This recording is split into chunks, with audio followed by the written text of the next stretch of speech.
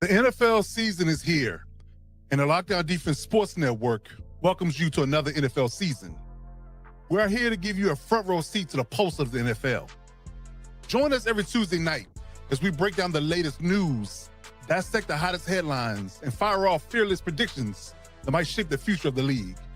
From the locker room drama to game-changing plays, we're just not watching football, we're living it.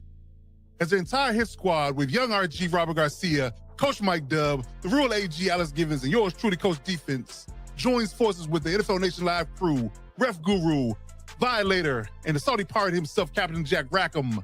So buckle up, because this isn't your average recap. This is the Lockdown Blitz, where the takes are bold, the insights are gritty, and the passion runs deep. Let's go.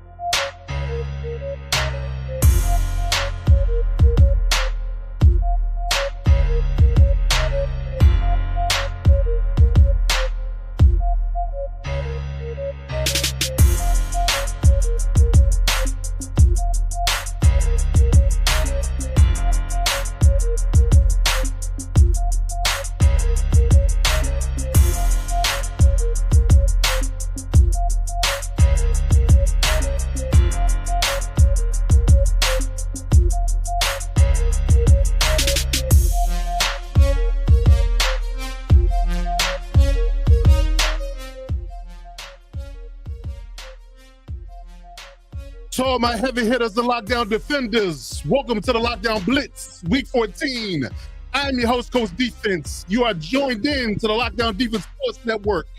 Here with me today is the hit squad, young RG Robert Garcia, real AG Alex Givens, Coach Mike Dub. We got Captain Jack Rackham in the building, Violator himself. And I think we lost Ref Guru, but he'll be back in a minute. There he is. We got him. And we got Ref Guru in the building. Gentlemen, what is happening? It's all good, I think. Indeed, you're right. Indeed. Can I ask, was I the only one that had on their screen your video, or your browser failed to play the video? No, mine did the same thing. Okay, I just wanted to make sure that rim shots aside, that I wasn't the only one that had that. Yeah, inside joke for a backstage moment. But yes, I didn't get that, thankfully, on my end, because last time I got that, it kicked me out of the whole stream. So yeah, That's hopefully hopefully we don't have no technical difficulties out there. But we're going to get to it. Oh, man, Week 14 is here. Week 13 is in the books. We are 5 games left in the NFL season. And, gentlemen, we still don't know a damn thing. Nope. That's all I can really say. We don't know anything. We don't know anything at all. But that's not the truth, Coach. I'm going to tell you one thing we do know. We do know 3 teams have been eliminated from playoff contention this year. Well, I don't want to leave with bad news, but I mean, that is true. That is true. But that is true, right? Yeah. You said we don't know a damn thing. I know one thing.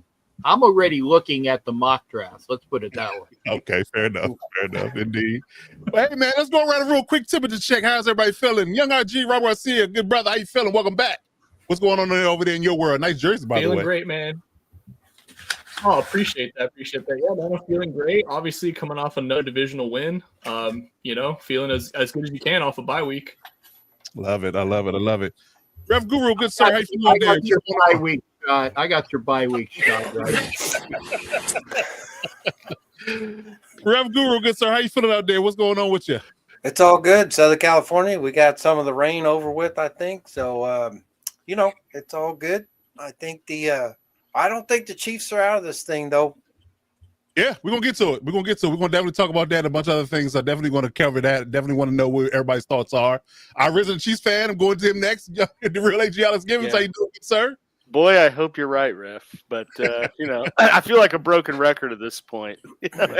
After these games, it's just like, hey, well, it's put up or shut up time. And now it quite literally is. So, I think I've said it for 3 straight weeks now. But, now it is. So, I know we'll get into it later. But, I'm jealous that Ref's dealing with Southern California. I'm dealing with 26 degrees and snow. So, Yeah, a little different lifestyle.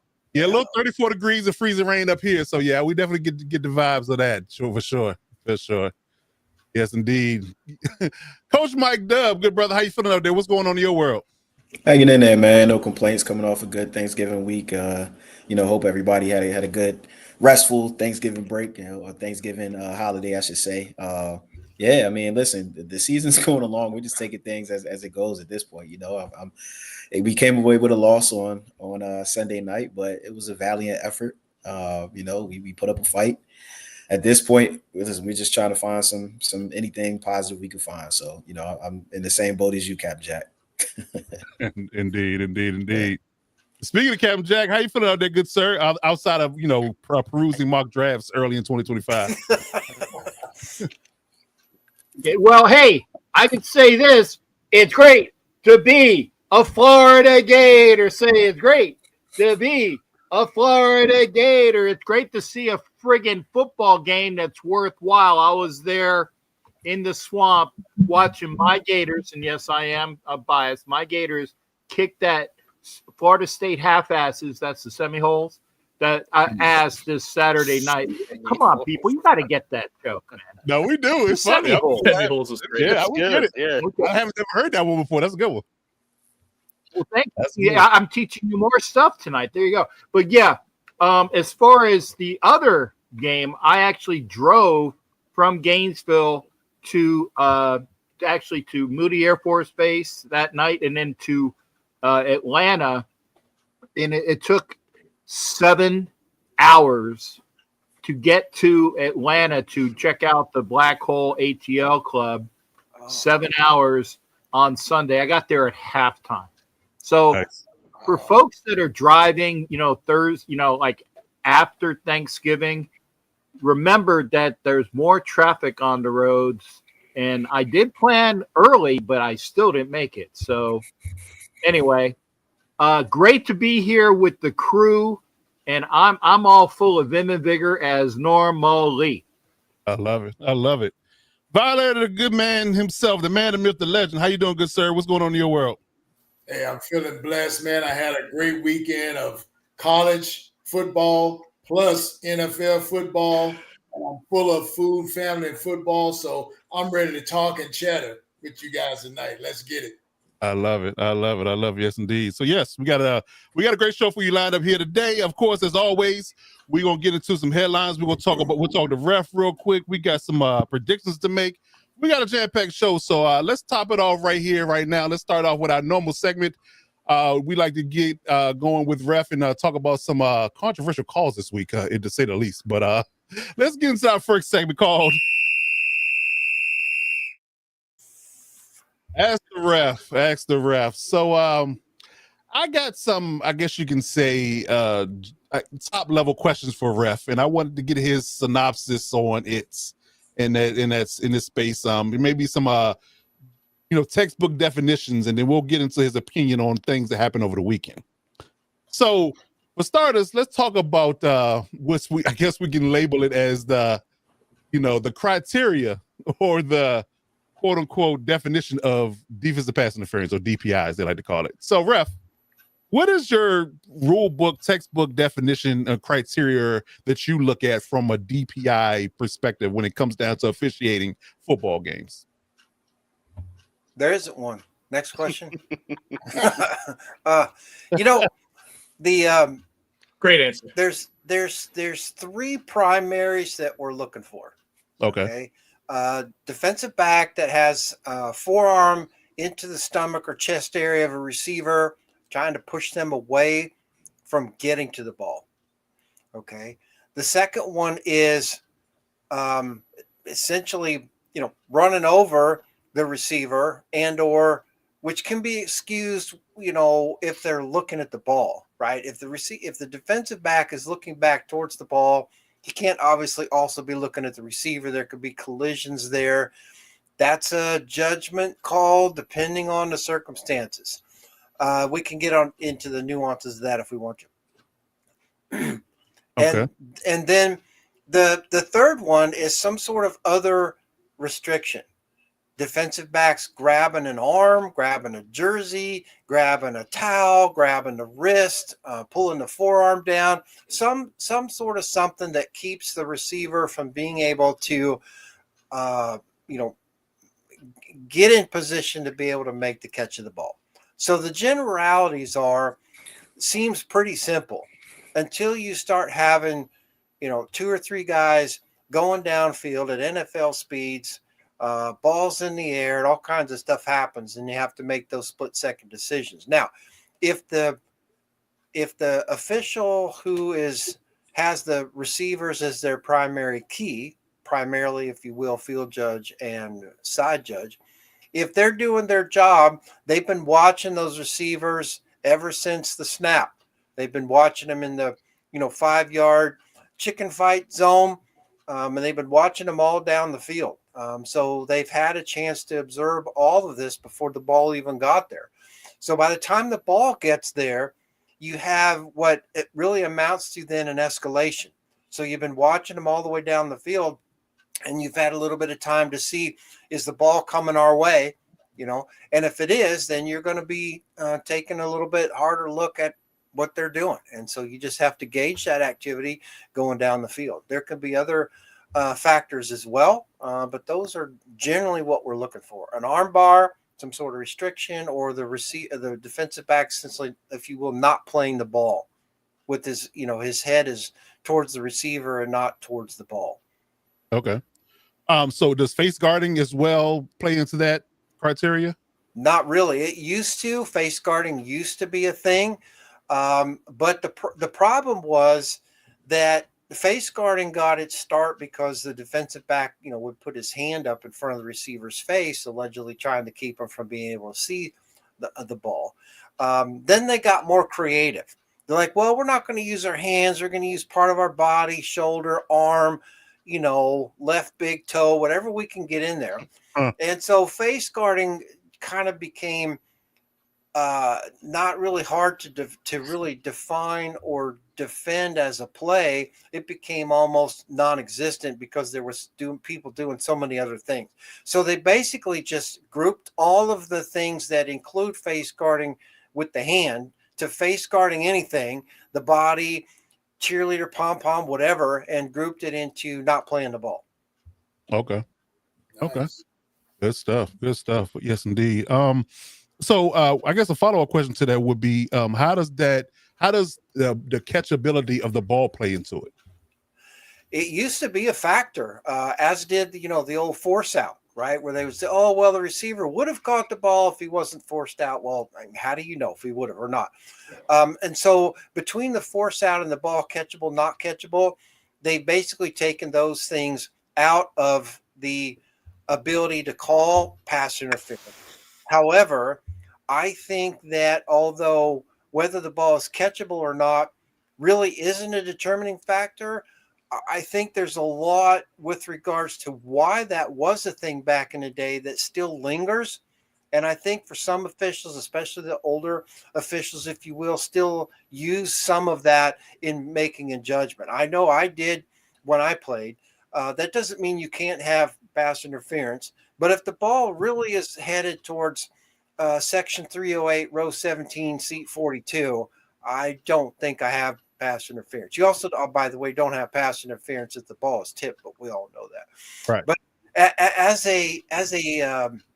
as a matter of public record, if you will, whether it's catchable or not is not a factor in whether or not you would throw a flag for defensive pass interference. I think it could be, but there's so many factors there that I think taking it out and not making it part of the criteria is just one less thing the officials have to decide. It's like, okay, I had an arm bar, but the ball wasn't catchable. I had an arm bar, but the ball was catchable. Well, what do you have then? Do you have interference or don't you? So just take catch or no catch out of it and rule just on the arm bar, if you will, and make that the determination. So I think it cleaned the game up a little bit. But I think there's still times when I've seen a flag and I've gone, that ball's nowhere near anybody. And so I think it should be a factor, but it's not. And I think if it was, how do you enforce that? So publicly, it's not a factor, but I think in some cases it for some officials, it probably still plays a factor. Gotcha. Okay.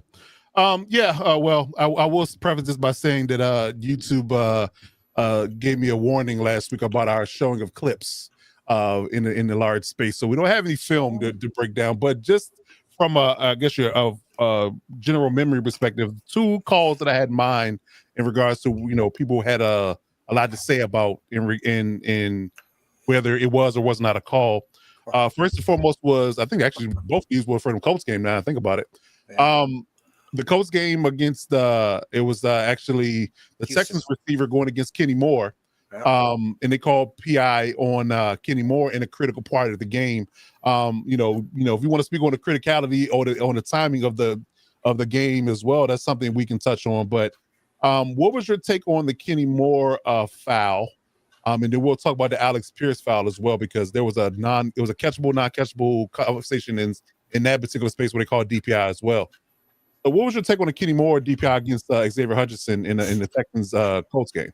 Well, I saw that one, and I don't think that's DPI in flag football. I don't know what they were looking at. I don't know why there was a flag there. Now, the Clay Martin's definition after the pool, with the pool reporter, was that there was the ball was in the air and there was DPI at the top of the route, which essentially means as soon as the receiver left the line of scrimmage, if you will. I didn't see anything at the top of anything, so I can't defend that call. I don't think it was a good call. I think there's probably, out of 18 officials, 17 officials would probably agree that it wasn't a call. The only one that would agree that it was a call was the guy that threw the flag. And I honestly don't understand why that was a flag.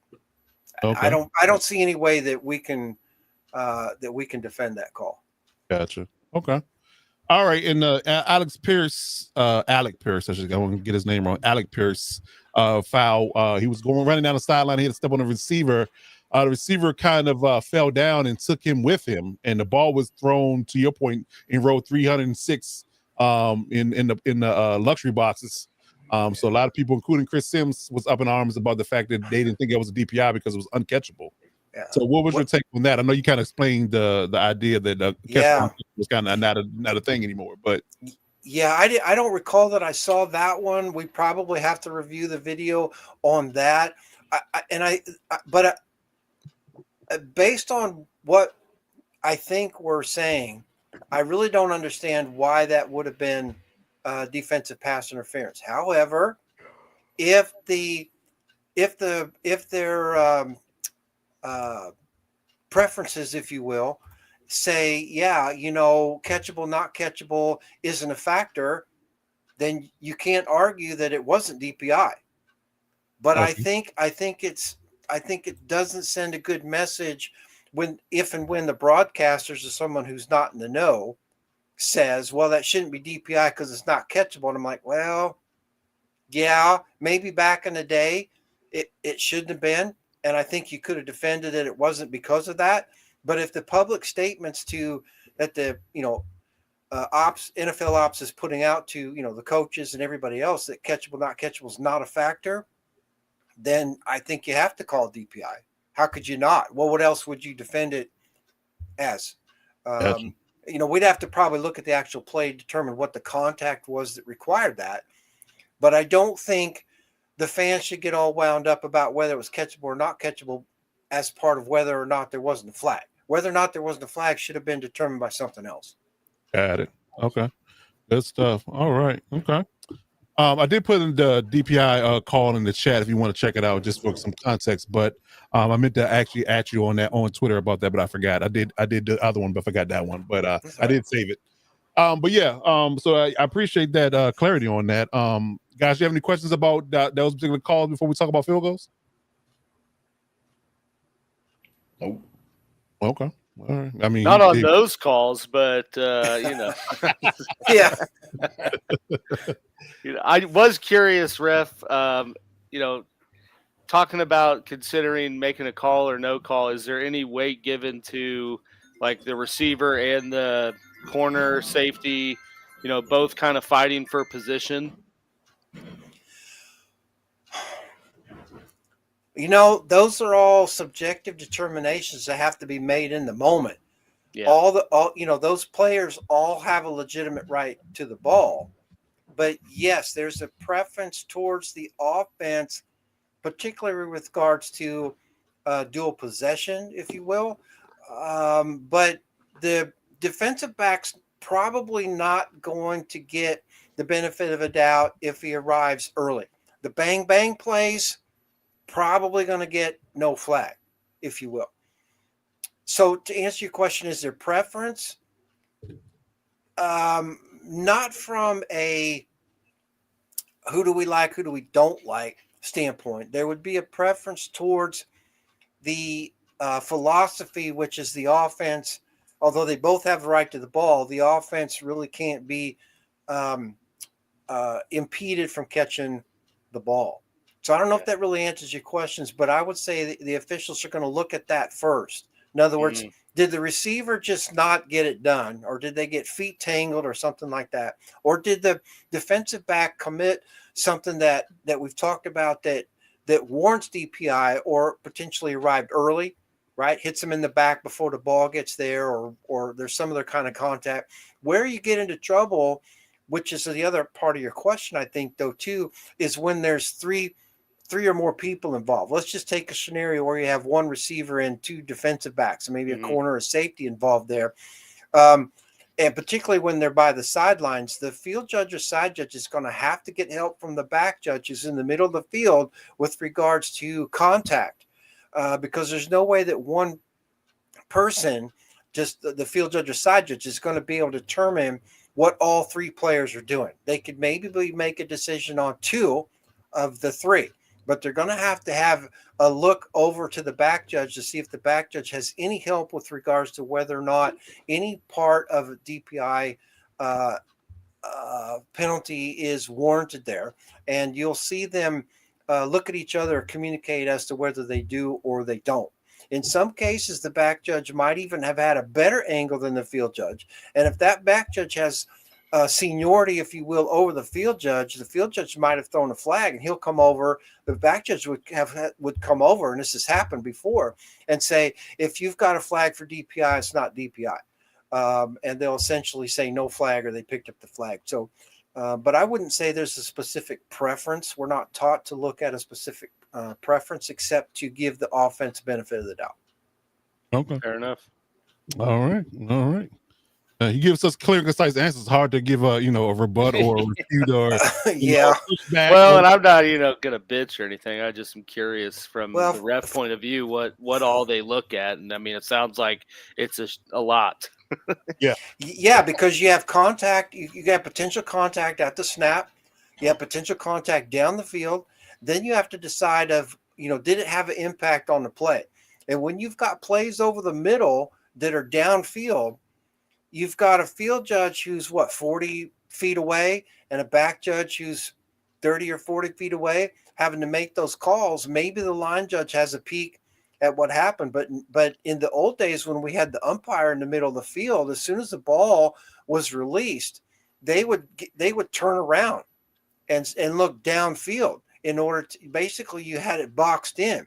It plays over the middle that were downfield, you had boxed in because you had the umpire turn, you had a field judge, a side judge, and a back judge, and you had to play down the middle boxed in. They don't have that now. So the middle of the field, particularly when the side or backs of the players are facing three of the four officials, it's very difficult sometimes to determine what you have over the middle because you got no help from the umpire like you used to in the old days. And I think that's an unfortunate mechanic that suffers in the middle of the field like that. And I think we see some plays sometimes where we're like, how could that not be DPI? Well, it's not DPI if you didn't see it. Now, did they not see it because they're not very good? Well, we could argue that. But mechanics has oftentimes a lot to do with what we see and what we don't see on the field, and what the fans will see or not see from the stands or from television. That creates controversy. And when you have replay assists, it says, well, we really can't do anything. I throw up my hands going, why not? If you're gonna essentially take the umpire out of position and put him in a place where he doesn't belong and doesn't help the game, then use some technology to fix it. So we live in this world where it's, plays aren't reviewable, or replay assist only has, 10 seconds to determine. All this stuff's nonsense. So we suffer on some of these plays because they're not administered right. They're not officiated right. We don't use the technology well enough to make it right. And that's frustrating. Interesting. Okay. All right. Okay. Any more questions about DPI before we move on?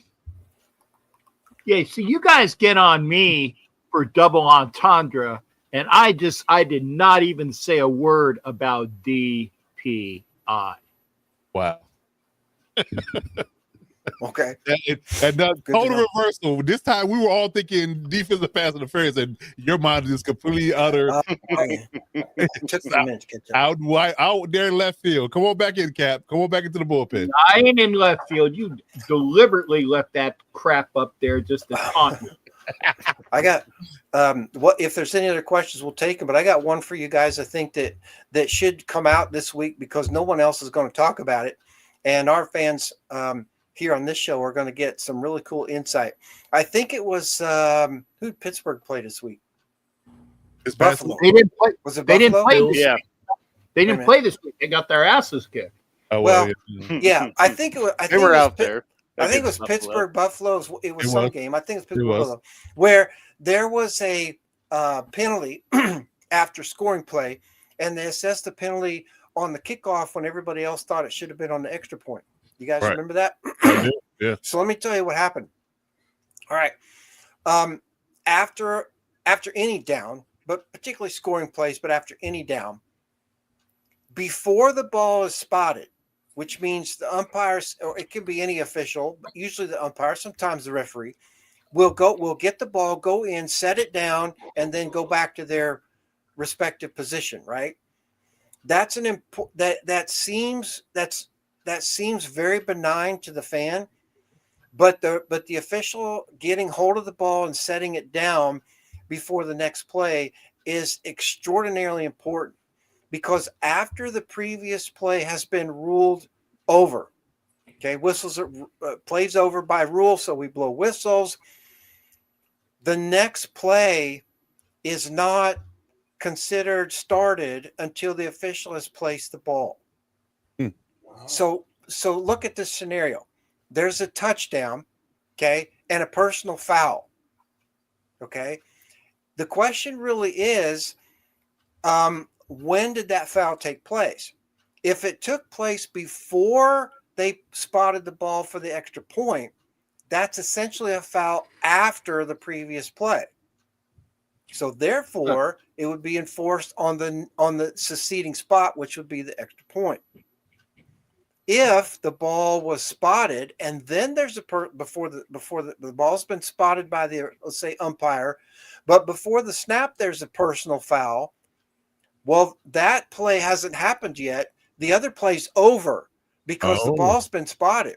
So now if you have a personal foul, where do you assess the penalty? Right? Because the previous down's completely over because the official has spotted the ball. So we have essentially a start of a new play, but nothing's happened yet, but we end up with a personal foul. Where do you spot the ball? Well, in this particular instance, it's nuanced that the offending team has the choice of the extra point or the kickoff.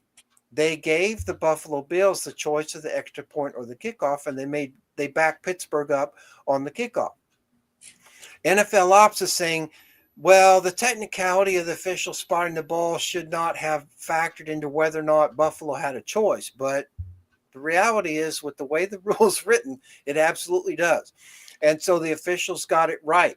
The TV people are saying, well, it should have been assessed on the kickoff. Yes, if the foul occurred after the scoring play before the official spotted the ball for the extra point. Once an official spots a ball, regardless of, in this case, extra point or third down or whatever, the next that previous play is now, quote, officially over. It was technically over when they blew the whistle, but it wasn't officially over until the ref spotted the ball. So once the ball's been spotted, nothing can change the previous down. In terms of a penalty enforcement, it has to be on the succeeding spot, in which case then for this one, what was it? The extra point or the kickoff? Well, it's that's in limbo because the ball was spotted. And then there was the foul, so they gave the Bills a choice, and that was technically Brad Allen got it right. That was technically the way to do it. NFL ops is saying, well, we may revise that. That's fine for 2026, but 2025, officiating crew got it right. Like it. Okay. I never knew that. I never did either. Spotting the ball starts the timeline, huh? That's and it's not the play clock. The play clock stops when the previous play is over. But you've always said, well, why does get the umpire, especially when they're in a hurry up? The umpire is trying to get in and get out, and he's trying to get through players and all that, and it seems to slow the game down. But until they come up with some other process, an official has to spot the ball because that's an important factor in actually when the next play is actually enforced with regards to a penalty. Okay. I got a question for you, Ref, and not trying to be a dick here, but I learned something watching in college football when Lane Kiffin had an aneurysm on a play that there was a call, and it was I can't remember if it was on a kick. Uh-huh. And he had an aneurysm on the kick, and he wanted it to be enforced. And the question was, had the ball hit the back of the net as it went through the uprights? Is that something else that is that only in college, or is that in the pros as well? I just wanted to ask. That's a good question. And welcome to the 200 different rules between being a college official and an NFL official. In college, that's actually a thing. In NFL, as soon as that ball crosses the crossbar, if you will, everything's over. It used to be that in college, it wasn't over till it hit the net. Now, no, it's the same in college. As soon as the ball crosses the bar, whatever happens after that is something else. It doesn't have to do anything else but get over that crossbar. Doesn't have to hit the ground. I'm glad you said that, because the schmuck that was the official reviewer on that show said it was when the ball hits the net. And guess who the schmuck was, Ref?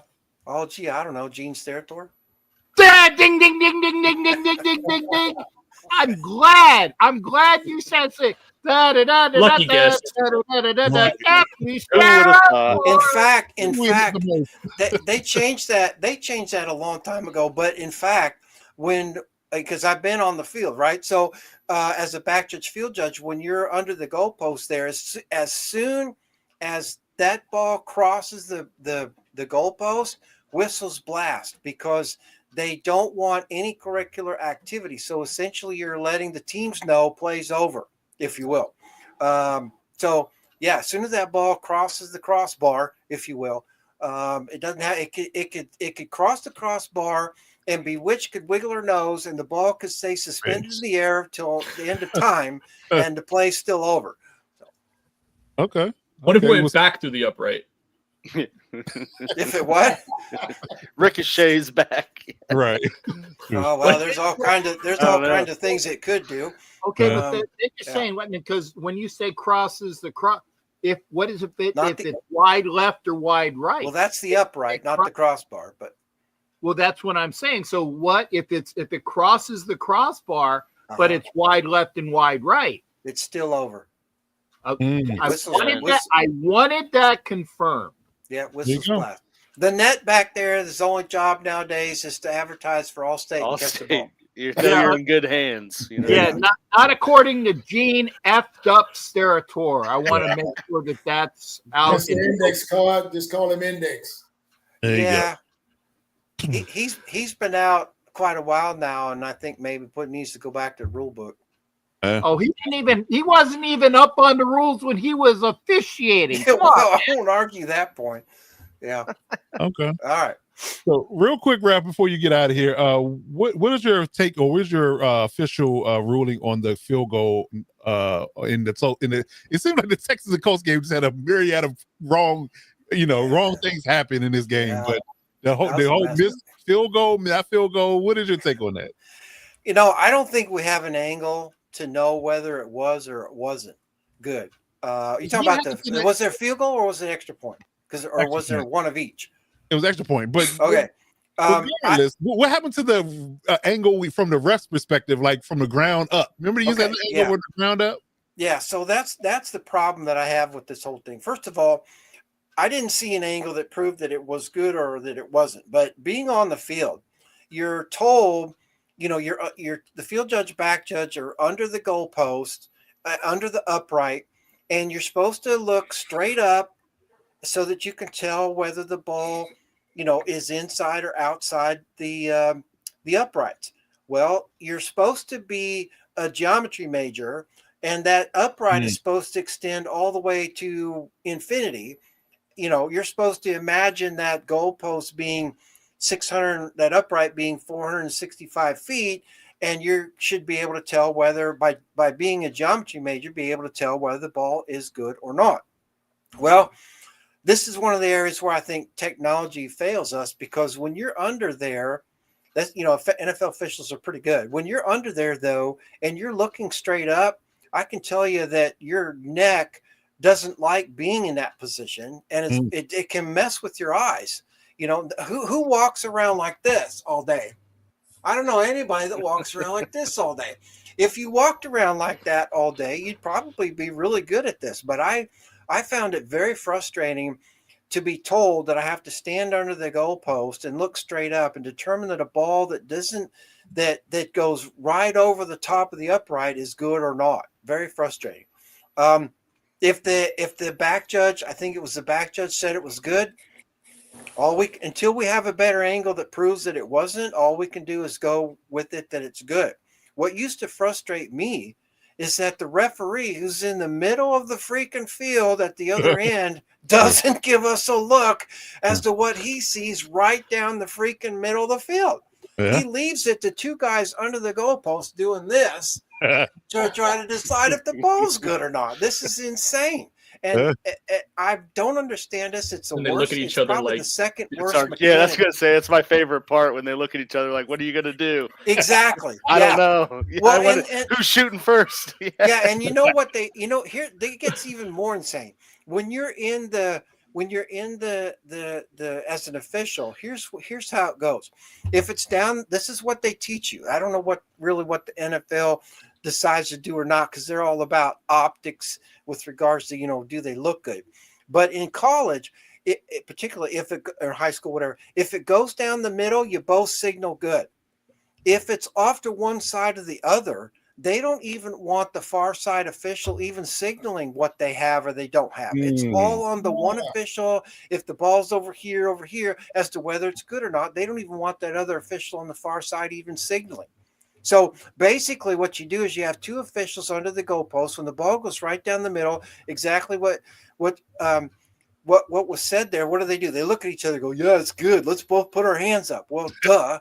Everybody and the All-State net knows that it was good. Right. What we want are the questionable ones, and we don't have a good mechanic or the technology to do that. And it's probably the second most frustrating mechanic I think that we have out there. And it doesn't get called out enough to be a problem, but it is. And when you have a situation like that in Indianapolis, where in this particular case they'll argue that, well, the extra point didn't matter because it was a 3-point win. Well, go tell that when you get to the tiebreaker, which is most points scored or whatever.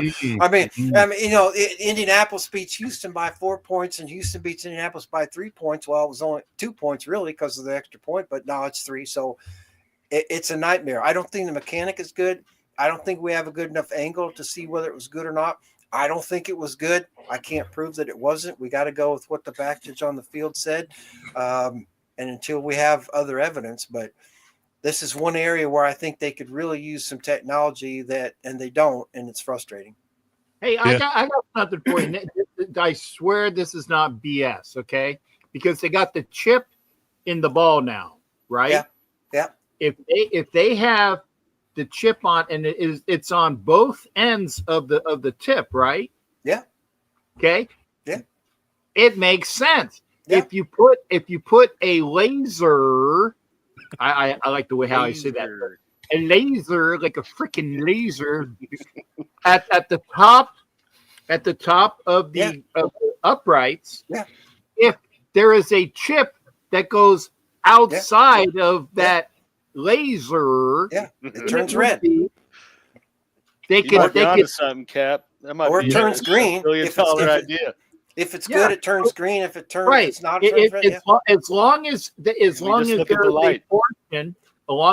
a portion, that's sticking in from the laser, it's good. If none of it is upright through the laser, then guess what? It's not good. Yeah, there's a lot of things they could do they don't do, and the Colts would buy into this argument. Houston would be like, "Oh, it's not that big a deal." Of course, right? I think the NFL is still stuck in, we're trying to keep the game old school, but we don't really want to, and the officiating, like we've said before, guys, just has not kept up. And until they get better training, bad officials, whether they're part-time or full-time, are still bad officials. And so until the training improves, I'm gonna patent that. You guys are here. Yeah. You guys are here. That is my idea. I'm gonna send it. Can you do the clip it right now? Can you do the clip of this saying it came out of my mouth and not that a-hole up there? Hey, no one cares about that in patent law. It's whoever secures it first. Right. Okay. Let me pick my nose there, Alex. You're right here. Okay. All I want is some freaking footballs with some lasers on their freaking tips. All right. I can tell you that for a fact that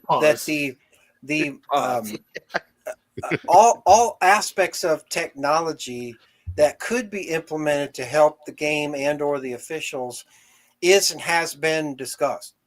It's all about money, cost, optics, acceptance. Things take time, and Well, we'll just do one thing. We'll give it to the UFL, and once the UFL has success with it in the offseason, then they'll adopt it in the preseason, then it will take off. That's how it works now. Every technology thing that they implemented here recently has come from the UFL. So we'll give it to them. I'll call Dwayne Johnson. I'll get him on the phone. Yeah, we'll get it done. Hey, we got robo-umps in major leagues next year. I'm saying. We'll figure it out. We'll figure it out. All right, gentlemen. Is anything else you have a Ref Guru before we let him take his leave? Give me a freaking laser. Indeed. Ref amazing as always. Yes, indeed. Yes, deliver it as always, man. I mean, you batting 1,000 here, sir. I can't say much enough about it. You're definitely doing your thing here, and we appreciate all you do for the channel. And we'll definitely get with you next week on some more topics. I'm sure there will be more controversial calls. Yeah, and if there's something out there that pops up, hit me up on Twitter. I'll try to answer it there, or we'll bring it to the show. Either one. I don't want to tip off the fans too much because we want them to watch the show, but we could tease this little something here and there. A little bit. Give them a little nugget. Give them a little nugget, then they'll watch the show. There you go. The last time I said I was going to give them a tease, I said, "Oh no, you won't." See? Leave it a cap. Yeah. All right, good. So we appreciate it now, and we'll see you down the road, ladies and gentlemen. Ref Guru.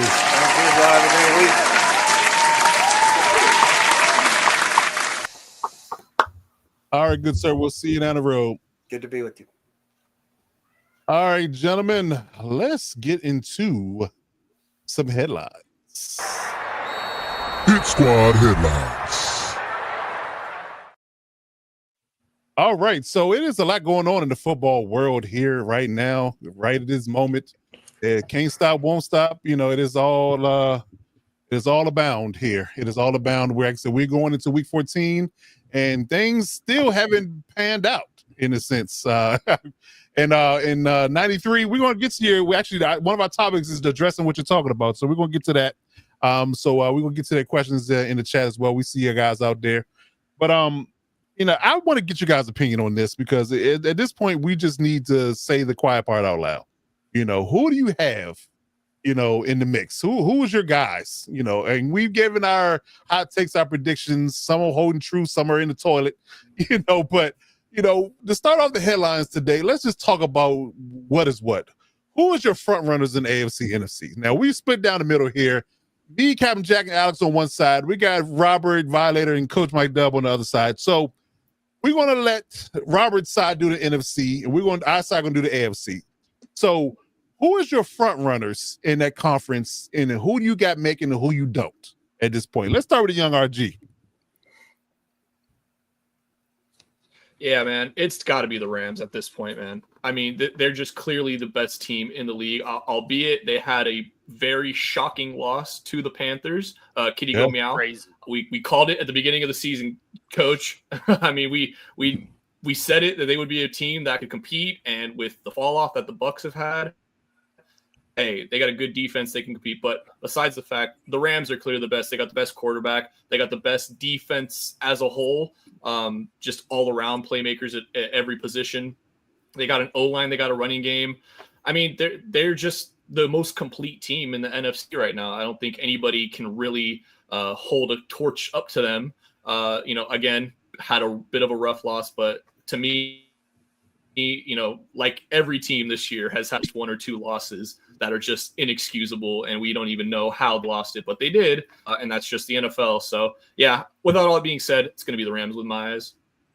Okay, so who do you have 2 and 3 in your book? Who's nipping their heels?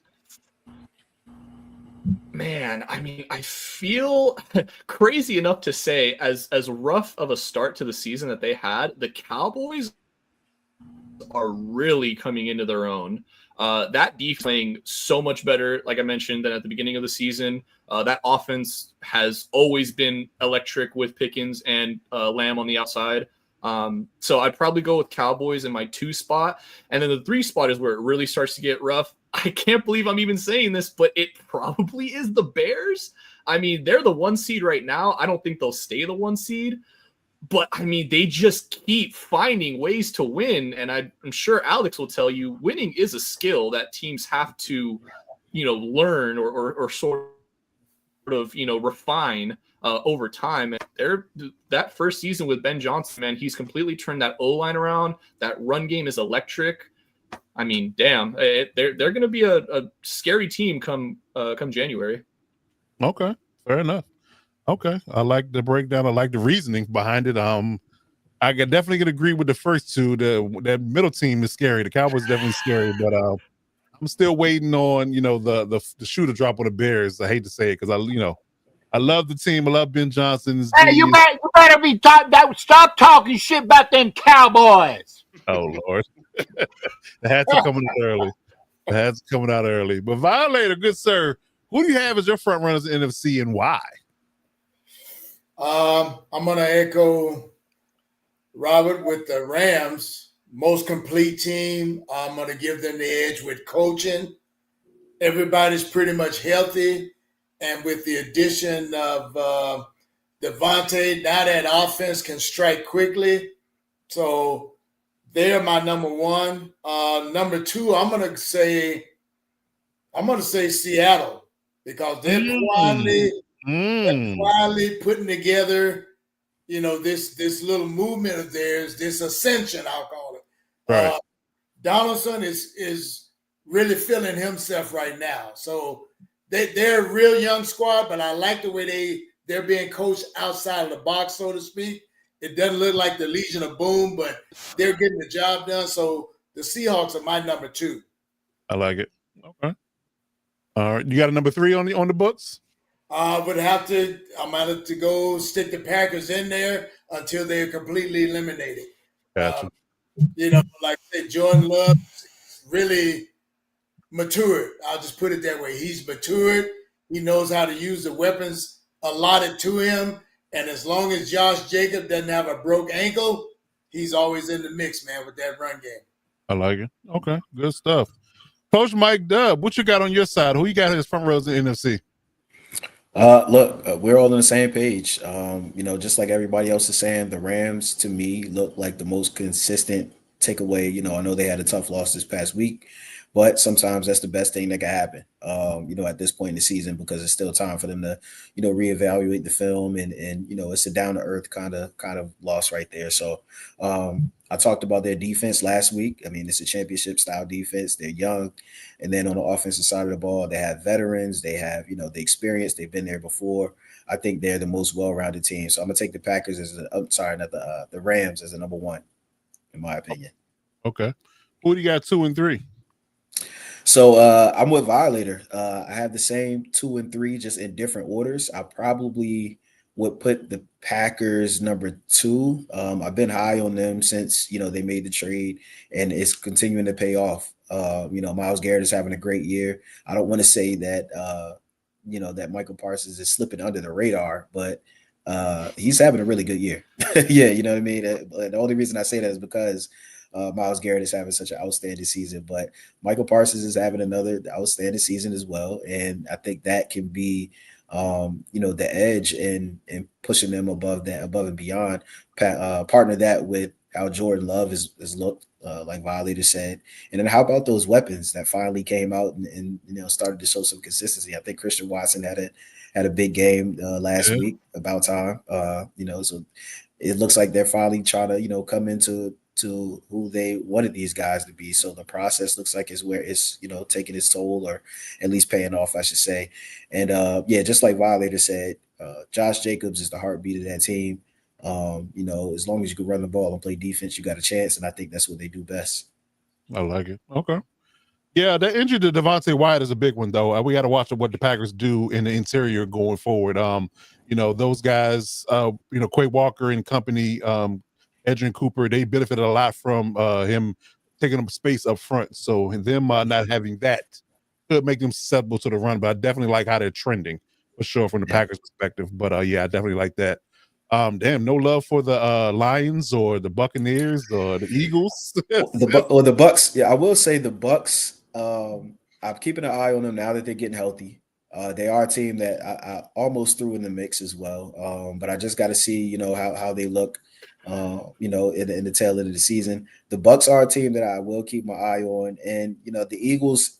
As long as they don't make any changes with their coordinators, their offensive coordinators, I don't think that we'll see much of a change. If they were to make a change with their coordinator and place calling, then maybe I will put them in the mix. But as of now, I don't think that this is their year. I think they're going to have to make some changes in the offseason, and it's not a talent thing. It's just it's a coaching thing and a front office thing. So, or I guess I should say headset thing, because it's really just coaching. But Vive la Detroit! Vive la Detroit! I just had to say that now. And F the fake pirates. Fake pirates. F them for personal reasons. All right, we got a sight for Jean-Pierre. Jean-Paul Jacques, you idiot. Excuse me, Jean-Paul Jacques. I'm sorry. First of all, my English, sorry. Yes, Jean-Paul Jacques. We got a sighting from Jean-Paul Jacques. Yes, indeed. You can have a double sighting later, man, I tell you. All right. Okay. So any other go backs on the NFC side before we get to the AFC, guys? Man. I mean, I would probably just say that the only thing that just gives me pause is Sam Darnold just has a tendency to just turn the ball over at a ridiculously high rate in those high pressure situations. I mean, you look at the game against the Rams where he threw 4 picks. Yeah. And even in that, the Seattle's defense is just so good that they were still in position to win the game on a walk-off field goal. So I think they are going to be a playoff threat, no doubt, but I just don't feel like they're one of those top teams in the league right now. I'm skeptical about them and the Broncos. I think both quarterbacks are being carried by the defenses. I think their quarterbacks, if having to do it, cannot put the team on their back and carry them over the hump, in my particular opinion. So I definitely share that sentiment with Seattle and Denver. But we're going to get into the AFC in a minute. But, yeah, I think that the defense is just playing so good that you just have to be a game manager and not F it up. If you don't F it up, we win the ballgame. Is that good enough to win a Super Bowl is the question. Or go far in the playoffs. Don't sleep. Oh shit, where's my hat? Okay. Don't sleep on the Panthers. For the fuck the fake pirates. Oh man. All right. Let's get to the AFC. Let's get to the AFC here. Alex, who is your front runners in the AFC? Who do you got in your 1, 2, 3? Chiefs. No, I'm kidding. Joke. Just wanted to trigger some people. Of course. I think number one front runner has to be the Patriots at this point. I mean, they seem to be the most complete team. They win in pretty dominant fashion almost every week, it seems. They have a good running game, pretty, like 2 to 3 quality running backs, a pretty good receiving core, and Drake May is playing out of his mind. So I think that's got to be the front runner at this point. But it's interesting. It's just been a weird year because even with that, their schedule has been so easy that it's like you just don't really know what they're going to look like in the playoffs. Once it really matters and it's win or go home. But at this point, they got to be the front runner. I think number 2 has to be Denver, just with their defense alone. If there's any year for a defense to carry someone to the Super Bowl, I think it's this year with just like how wild it's been. Agreed. And you got to give Bo Nix and the offense credit. Like they are clutch when they need to be. But that defense is pretty stout and pretty dirty and will keep them in games as long as the offense doesn't get in the way. And as they've shown with their record so far, they know how to close it out at the end of the game. And then I think three is tough. 3 is tough for me because there's, I think if you asked me a week, maybe 2 weeks ago, it was without a doubt the Colts, but they're kind of on a downward spiral. So I think 3, you got to give it to Buffalo right now, just because who they got, Josh Allen. They looked weird at times, but have also looked pretty dominant at times, and they've been there before. So, I think if they find a way, they're going to get in the wild card at this point. But they're probably the dark horse to make a deep run from that wild card spot, just from who they have on offense, and their defense seems to be playing better, here these past few weeks. So those are my top 3 right now. Yeah, I got a bit of a hotter take on that dark horse train. But we'll get to that. But I respectfully, you have a point there. You have a valid argument. I just disagree. Yeah, disagree. Okay.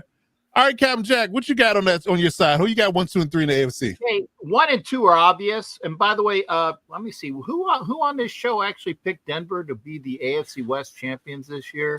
Oh, that's right, me. It might be the man with a white beard.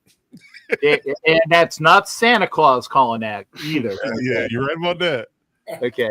And again, it's not done yet, but from everything that I've seen, I'm actually Aristotle and Aristophanes and Nostradamus and all those other guys all mixed in one. Okay. Mike Sarah, you might be right, but they are still the best team right now with the easiest road to get to the playoffs. What happens in the playoffs, we'll see. But obviously 1 and 2, easy, Patriots and Broncos. Here's your 3.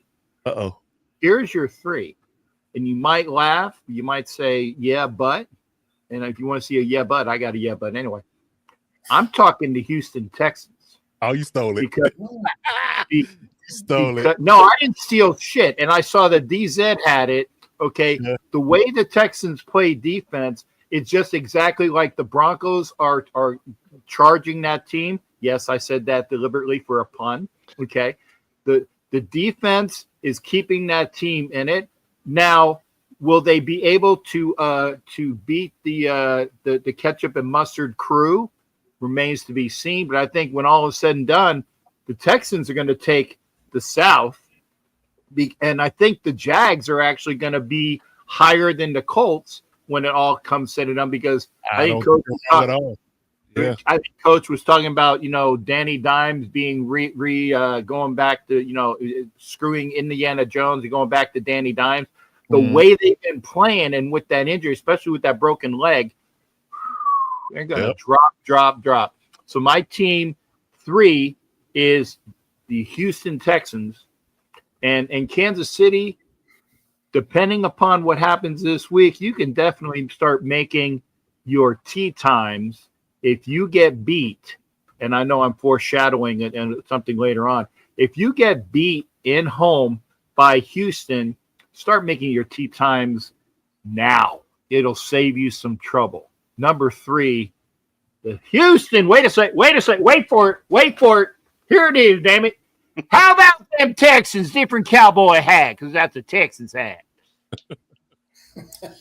Indeed. Well, yeah, I mean, hadn't happened yet, but it's trending in that direction. So I definitely share your sentiment about Houston because that defense playing lights out, and I would argue that they finally starting to pick things up on the offensive side of the ball. They figure out their O-line situation. They figured out what they need to do as far as utilizing their weapons. They're using Woody Marks more so now, getting their receivers back healthy, things of that nature. But yeah, I definitely believe that the Texans are definitely hot at fish grease right now. So I believe that they're going to continue that trend, and that defense is the best in the league. I'll give you this argument there. It is the best in the league. So I mean, the way they playing lights out defense and playing moderate to good offense, they're scary. That's definitely scary. So I think they're going to be the champs of the division. And I think I had a hot take a few weeks ago. It kind of simmered because they were losing with C.J. Stroud, and they brought it back with Davis Mills, but I think that they can definitely be a quote-unquote dark horse team, and I think they're scary. And you don't want truly, I don't think you want them or the Chiefs in the playoffs and have to play them because there's those two teams that you do not want in the playoffs from an experience perspective for KC and just a defensive perspective for Houston. You just don't want to face them. This is going to be a headache to deal with. So I definitely believe that Houston is a dark horse and could be that number 2-ish, 3. Because to be honest with you, what scares me about the Pats is that they're young and inexperienced, and that always rears its ugly head in the playoffs. So that scares me. They give me that vibe. Like, you remember that Giants team a few years ago? I think it might have been was it Dayball's first year or maybe not, but they ran rough shot through the schedule, but the schedule was super soft. Like, they had the easiest schedule in the league. Like, they were just running through teams. And then they got to the playoffs, and what did they do? First week, they laid an egg because they had to play actually a good team in that space. So guess what? Didn't they beat the Vikings? Yeah. They beat someone, and then they got smacked by the Eagles, I'm pretty sure. Yeah, right. Daniel Jones got his first playoff win against the Vikings that year. That's but you're right, it was like a cupcake schedule. Right. So everybody arguing they weren't playing anybody. The schedule was soft. They had been battle tested, and guess what? The moment they got battle tested, they got sent home. So I'm hoping that's not the case for the Pats, but that could be a thing. Buffalo, I don't trust their defense at all, and they're very dependent on the run game. So you got teams that are like the Texans and like the Chiefs and like the Jaguars that can stop the run really well. Yeah. That's going to give you problems. In that space, and if you can't rely on the run game to lead your offense, and Josh Allen can't be Superman, I think that bodes well for a loss in the playoffs because it's win or go home. All the chips are on the table. I don't know what the hell is happening with the Ravens, but yeah, I mean, it's funny that we talk about the South being a team, a division that's getting 2 teams in potentially. That's crazy. So by default, you got to give it to the Pats. Second, I think I'm gonna give it to the Texans. Third, I'm gonna give it to the Broncos out of respect. They doing what they're doing. And third, I'll give it to the Texans. Now, let it be stated, and I'm sure that my buddy Alex will let me know on this, looking at the way that it pans out. If Houston does beat Kansas City, doesn't that mean that's another team that you'd have to leapfrog just to make it into the playoffs? Because they can't lose again. If they lose to Houston, the Chargers and Broncos, like they'd have to beat the Chargers and Broncos, and then the Chargers would have to lose 1 or 2 more games. So they pretty much can't lose again. I mean, so we'll find out. We'll find out this Sunday Night Football, if it's the Texans are ascending or the Chiefs are sticking around. There you go. Okay. And that was the only. I wanted to put the Texans because I do agree their defense is probably the best. If not, maybe you got to give it to the Broncos just from the absurd sack run they're on right now and the pace. But my hesitation was with CJ Stroud back in there, and it didn't look the same. Like I think DZ said it, the Davis Mills Texans looked a hell of a lot different than the Stroud Texans. Yeah. Well, maybe that concussion woke him up. So I don't know. We'll see. But maybe, but we'll see. But that's funny that you talk about. There was no way in hell I was going to say the Garglers were number 3. Oh boy. Well, yeah. That was coming. What's the saying? The death taxes and Chargers hate from Cap. That's pretty much it. Either that death taxes or Chargers going to charge. Anywho, moving on and talking about a team in the AFC West. Let's get in. Well, actually, talk about two teams and that were in the Super Bowl last year, and the topic we call Dynastic Dreams and December Doubts. The Mark. Chiefs and the Eagles are both, less than a year removed from being in the Super Bowl together. To Eagles taking the victory this time around after the meeting, 2 years ago. But there's a conversation going around that they may or may not make the playoffs from either space. And what Alex talked about a little bit earlier, the Chiefs have to win out, and the Eagles are floundering. They got to play the Chargers, ironically, on Monday Night Football this coming week. So let's get the panel's opinion on what's going on with the Chiefs and Eagles, and do you believe they will or will not miss the playoffs this year? Let's start with RG. What do you feel about the Chiefs and Eagles, and do you think they're going to make the playoffs? I think the Eagles will make the playoffs. I think that they have just won enough games, and that defense is good enough for them to sneak into a playoff spot. What Navman is saying, also I agree with that, of course, because I have Dallas in my top three. Right. For the complete trend up. Eagles are completely trending down at this point. The Eagles offense is in shambles. I have no idea why Patullo has not been fired yet. He has some sort of dirt on Sirianni and that organization, because there's just zero excuse to have that guy continue coaching that inept offense. You saw what Kellen Moore did with those exact same pieces, and it looks like a completely different team now. So that needs to change if I want to have any faith. They could put literally anybody at OC, and it would give me more faith in the Eagles than what they have currently right now. But that's all to say that they are in a much better position than the Chiefs are. I think the Chiefs are they're the team nobody wants to make the playoffs, because if they do sneak in, that's terrifying for the rest of the AFC, because they would instantly become the team in the AFC with that pedigree, that, just fear factor that they just instill into other franchises. But they are in, as I talked about, a really deep hole, pause, and not the good kind. And so, they got to fight back. They're going to have to scratch and claw. I swear I didn't say it. They're going to have to scratch and claw, and they're going to have to. But the thing is, they are in a position to, win some of these games. They still have to play the Chargers. They still have to play the Broncos. Or I'm sorry. Yeah, Broncos and Chargers one more time each. The Texans game this Sunday night is a massive game for them. So they are still in position to make the playoffs. It's just that, obviously being 500 at this point in the season, nobody expected that from the Chiefs. But yeah, I still think both of these teams, they obviously have championship pedigree. They obviously can both make the playoffs. It's just a matter of, what can they do, for the Chiefs, what can they do to get there? And for the Eagles, can they just hold on long enough to make it into the dance? And then, as we know, anything could happen. Okay. Yeah, the Chiefs definitely control their own destiny, but it's not going to be easy road. If they make it, they earned it. That's for sure. That is for sure. 100%. Yes. Indeed. All right, Violator, what you got on this topic? Do you think Chiefs and the Eagles make the playoffs?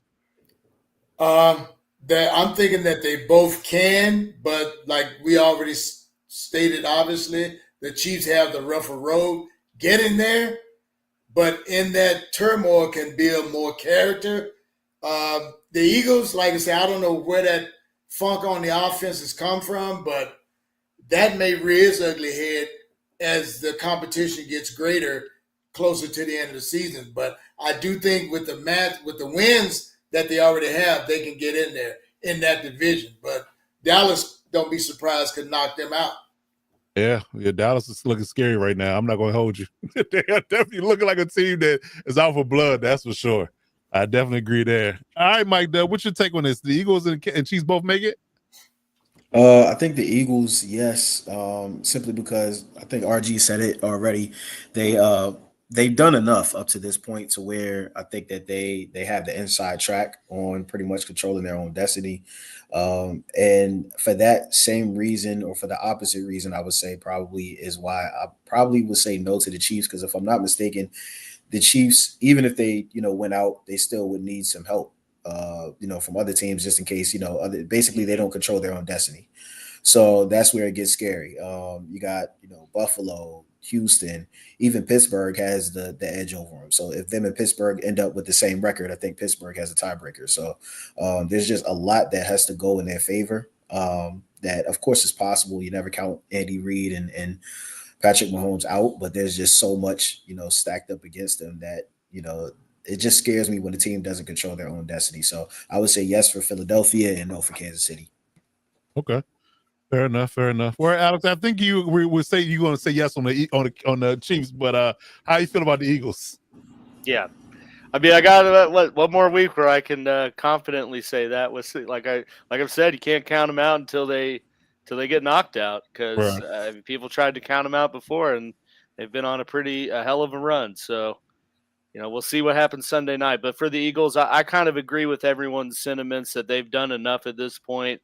NFC East is, not overly competitive. I'd say the only thing is that nobody's won the NFC East in back-to-back years. And how long, Dub? It's a while, isn't It's it? been years. It's been years, a long time, yeah. So, there's that component. But, yeah, I think they start to figure out their running game, get Saquon going more, and win the East and get into the playoffs. And what they do at that point, we'll see, because I've seen a lot of remnants of, the 2024 or 2023 season when they started off 10-0, kind of sputtered out at the end of the year, and then lost to the fake Pirates. Cap, I know you were at that game, in the wild card round. So I see that it's eerily similar. I got TV to prove I was there. There you go.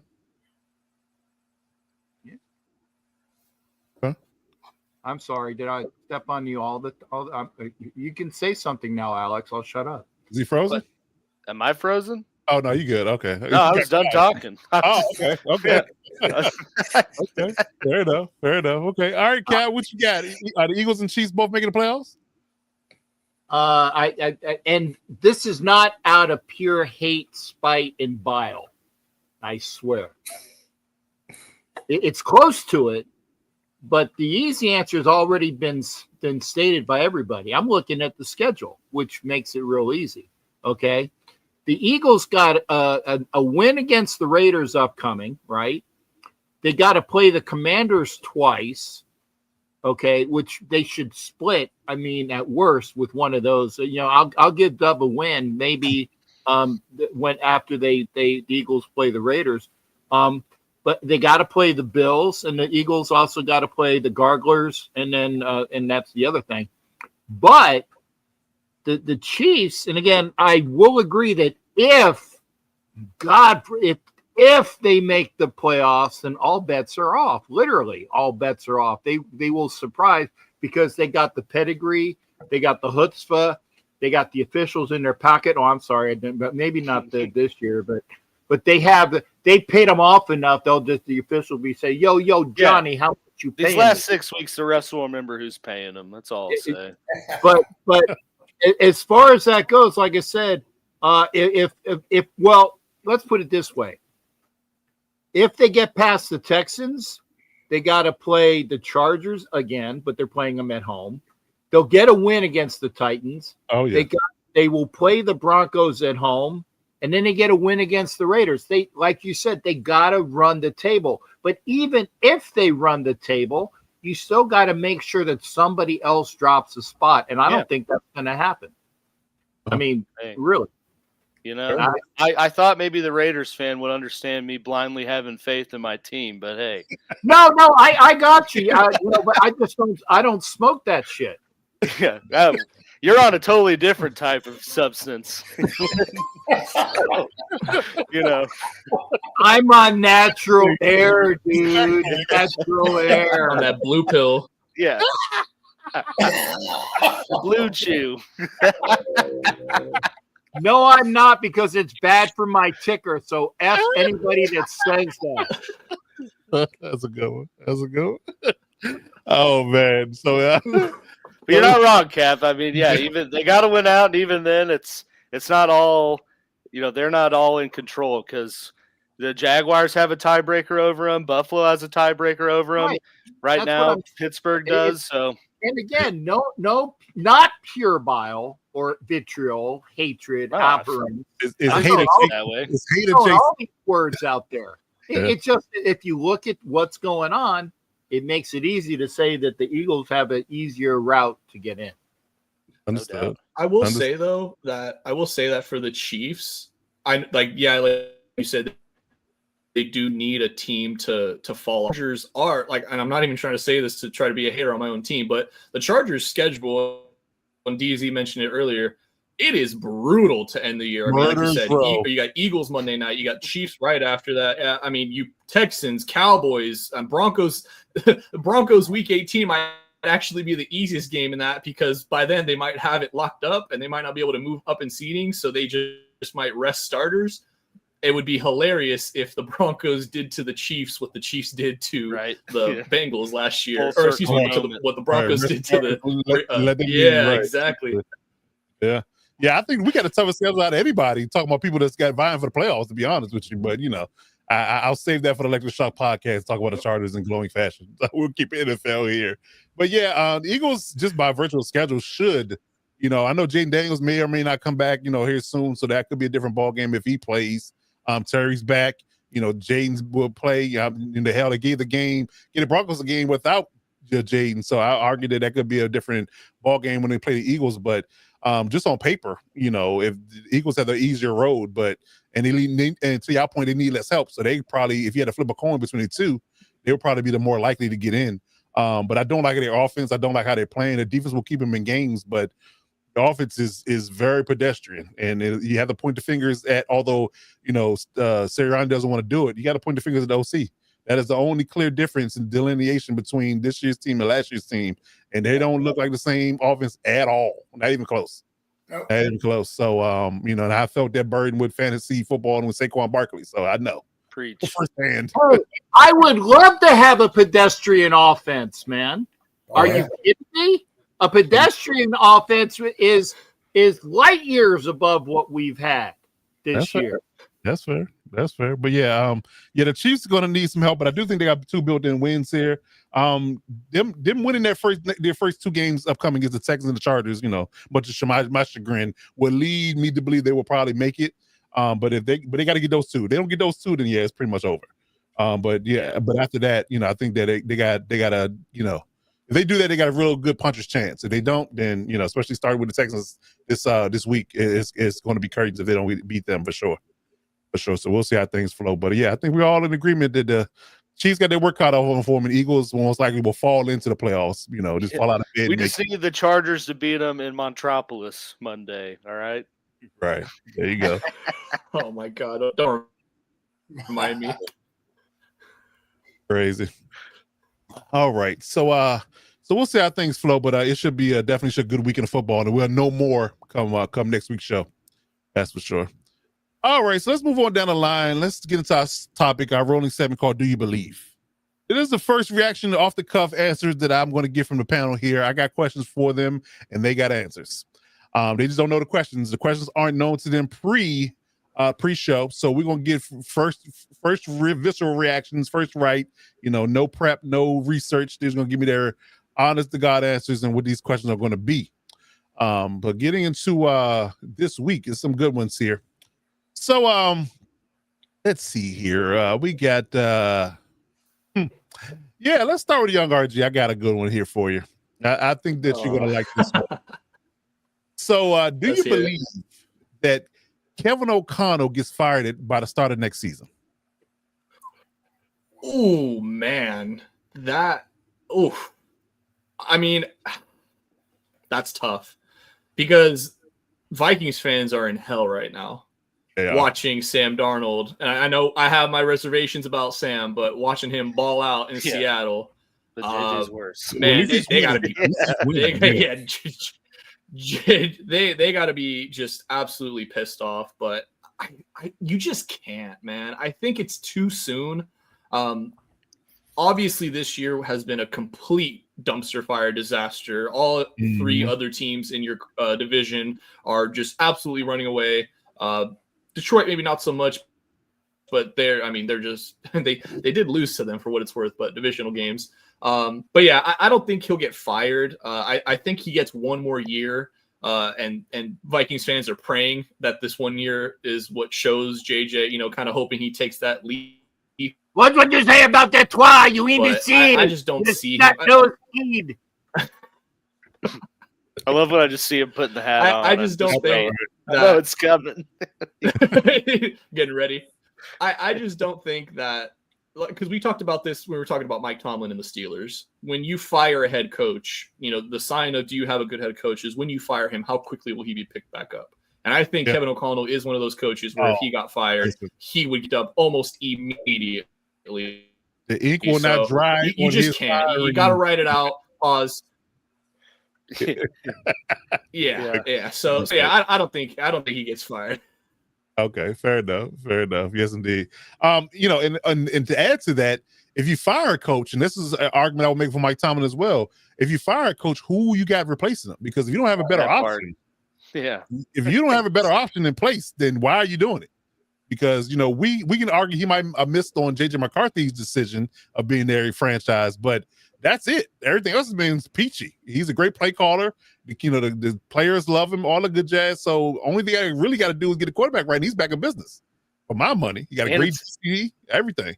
And would you really want to bring someone else in to learn have your developing QB who's going to be on the third year of his deal? To have to learn a whole new system and everything, and probably go back even further, even though where he's at right now it's not great. But I think the injuries have bought O'Connell another year. Like you could say, were they injuries for real? Yeah, well, I mean, some of that may be a little smoke and mirrors to buy himself some time. Who knows? Maybe.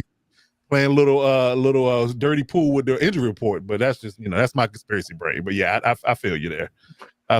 Okay, so yeah, I definitely agree you should give him one more year for sure, maybe two. Especially if you got a succession plan. If you feel like JJ is not the answer, go back into the draft or go with somewhere else. Go get Mac Jones from the 49ers, maybe. Cool. Yeah, that's cool. I'll pick that too. Yeah, that's funny. That is funny. Okay, all right, Violator. I got one good one for you.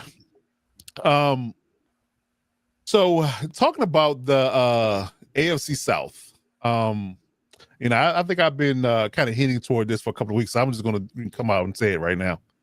Do you believe that the Denver Broncos' luck will run out at the wrong time? Wow, damn. I know I got good questions because every time I ask you, I'm going to say, wow, damn, before you answer. That's a good job. Okay, all right. Great question, but I think they're on a roll. You can see just watching the game the other night. I mean, they have momentum, and that defense can keep them in games even when Bo Nix has an off night, so to speak. Their running game is still kind of suspect to me. I agree with that. I think as long as they can win with smoke and mirrors with the run game, he has receivers that can bail him out. And I think the defense is really underrated. As good as they are, they can take them all the way. That defense, they are that good, and I hate saying it, but they are that good. Okay, fair enough. Yeah, they definitely give me a lot of Chiefs vibes from last year, and we saw the Chiefs.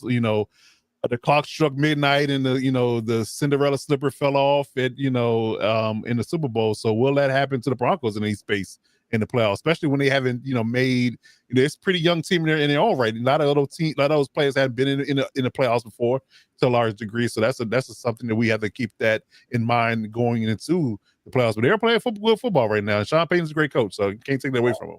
I was gonna say that they've got Sean Payton right there. So hey, can't count that guy out. Not at all. And he's a Super Bowl winning coach, so he does have that experience in his own right. So yeah, I definitely give you that. All right, Dub, I got a good one for you. So do you believe that the Carolina Panthers win the NFC South? No. And the reason I'm going to say no is because Tampa Bay is getting healthy now. Like I said, Bucky is back. Godwin is back. A few other guys that they got coming in at the right time. I think that they're putting up a good fight. They're making it look good. And they have made significant progress, but I still think Tampa Bay is the cream of the crop in the NFC South. Not taking anything away from Carolina. I think maybe next year might be their year. If they continue to build and continue to do, head in the direction that they're headed. But overall, I don't think that they'll have enough to overtake Tampa Bay. And not even saying that Tampa Bay is a super juggernaut or anything like that, but I would give them the edge on Carolina. Okay. Hey, remember that Dave Canales comes from the Bucks. He was one of those guys that they just shooed away. And historically, the Panthers take one, if not two games from the Bucks. They might not take two games from the Bucks, but historically, they take at least one game from the Bucks. And that might be the game that they win. They're making it interesting. I'll give it to them. They're definitely making it interesting. So, they play them twice here, too. Right. That's what I said. They got two to go. Yeah. They do. That's going to determine it. That really is. But outside of that, Tampa Bay's schedule is cake. Like, they got the Saints, the Falcons, and the Dolphins smashed in between those games. So the Panthers better step up and beat them both times. If not, they're going to lose the division. That's it right there. So that's what you want at this point in the season. That's what the NFL wants. I think it's shaping up to be a good back end of the season, a good last quarter of the season as far as the divisional matchups. It's not clear who's going to get what because there's nobody that feels like nobody wants it, which is going to make for good matchups and good TV. So shout out to the NFL. They're finally getting what they want. Indeed. You're talking about the Panthers, or you're talking about the rest of the schedule too. Panthers, I mean, you got bye week this week. Pretty good time for a bye week, I'd say. You got Saints coming out of it. Now they did lose to the Saints before, but I'm sure they're in a much better position to not. And then, like I mentioned, both Tampa games, and if they can squeak one out against Seattle, hey man, Panthers might be a team you got to look out for. That's a tall order. And RG, I didn't give you that question on purpose because I didn't want to trigger you because I know how high you are on the Panthers right now. And I'm not going to set him up with that question because I know what he was going to say. Kitty go meow. Yeah, there you go. Indeed. Okay. All right, AG, I got a good one for you here as well. Let's talk about NFC teams and the number one seed at this particular point in time. Do you believe that the Chicago Bears have enough to make a deep playoff? Damn. Nice one. I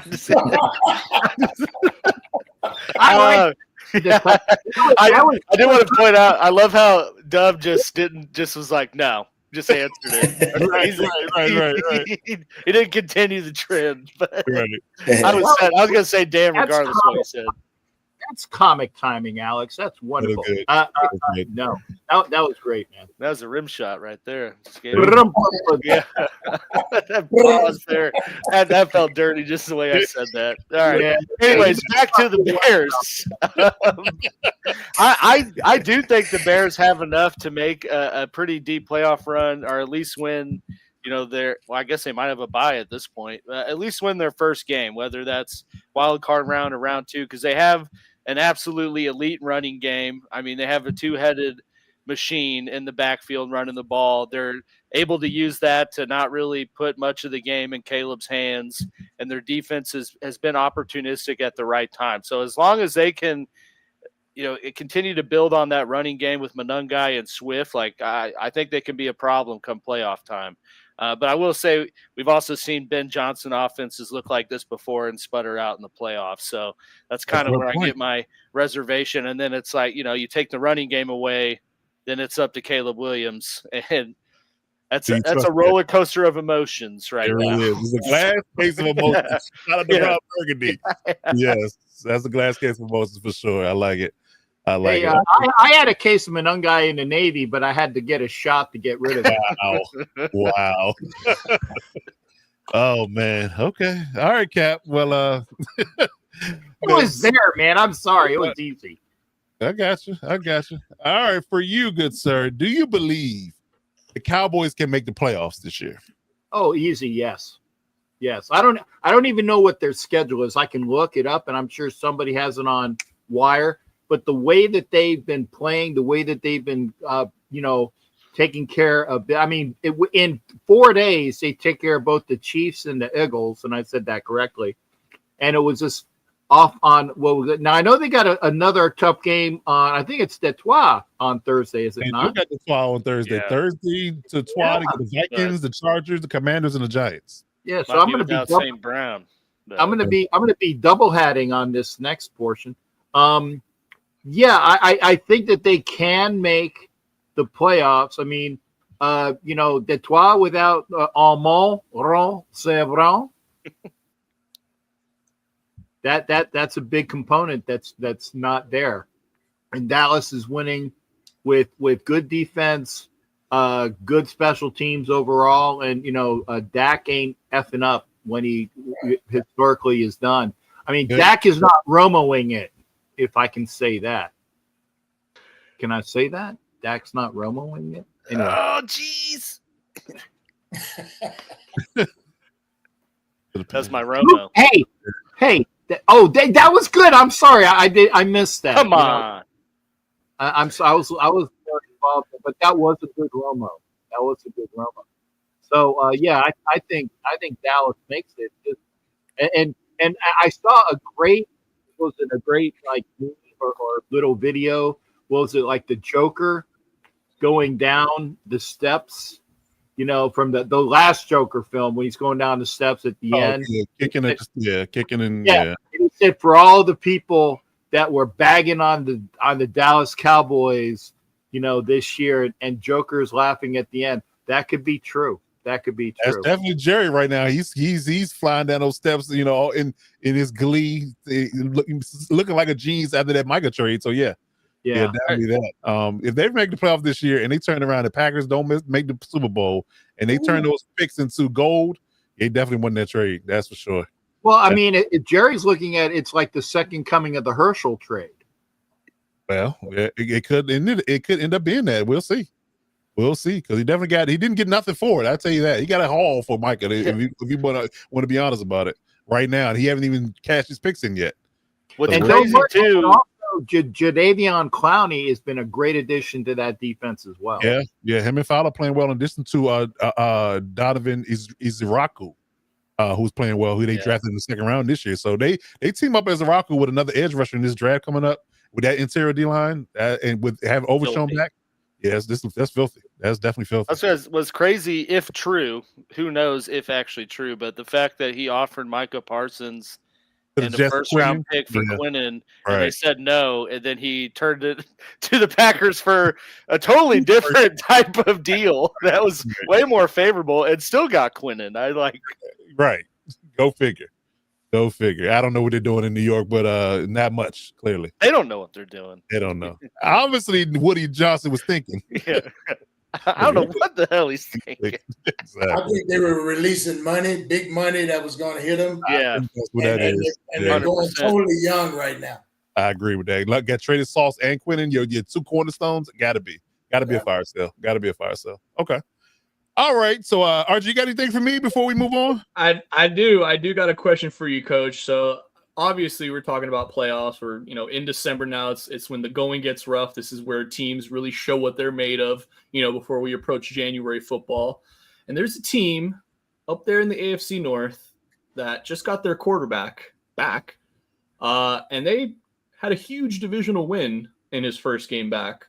What chances do you give the Bengals of coming from out of absolutely nowhere, from rising from the dead like Lazarus and sealing that AFC North championship? Wow, that's a good one. That is a good one.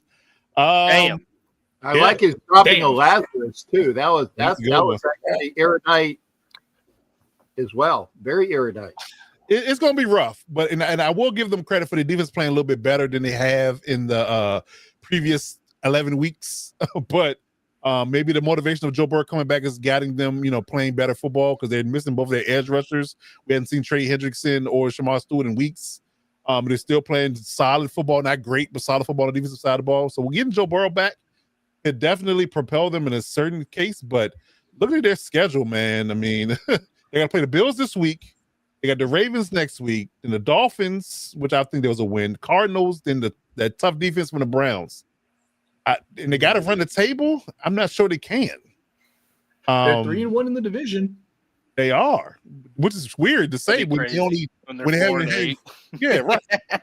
It's crazy to say, but yeah, I don't know. I mean, it really would tell me more if they beat the Bills and the Ravens. Absolutely.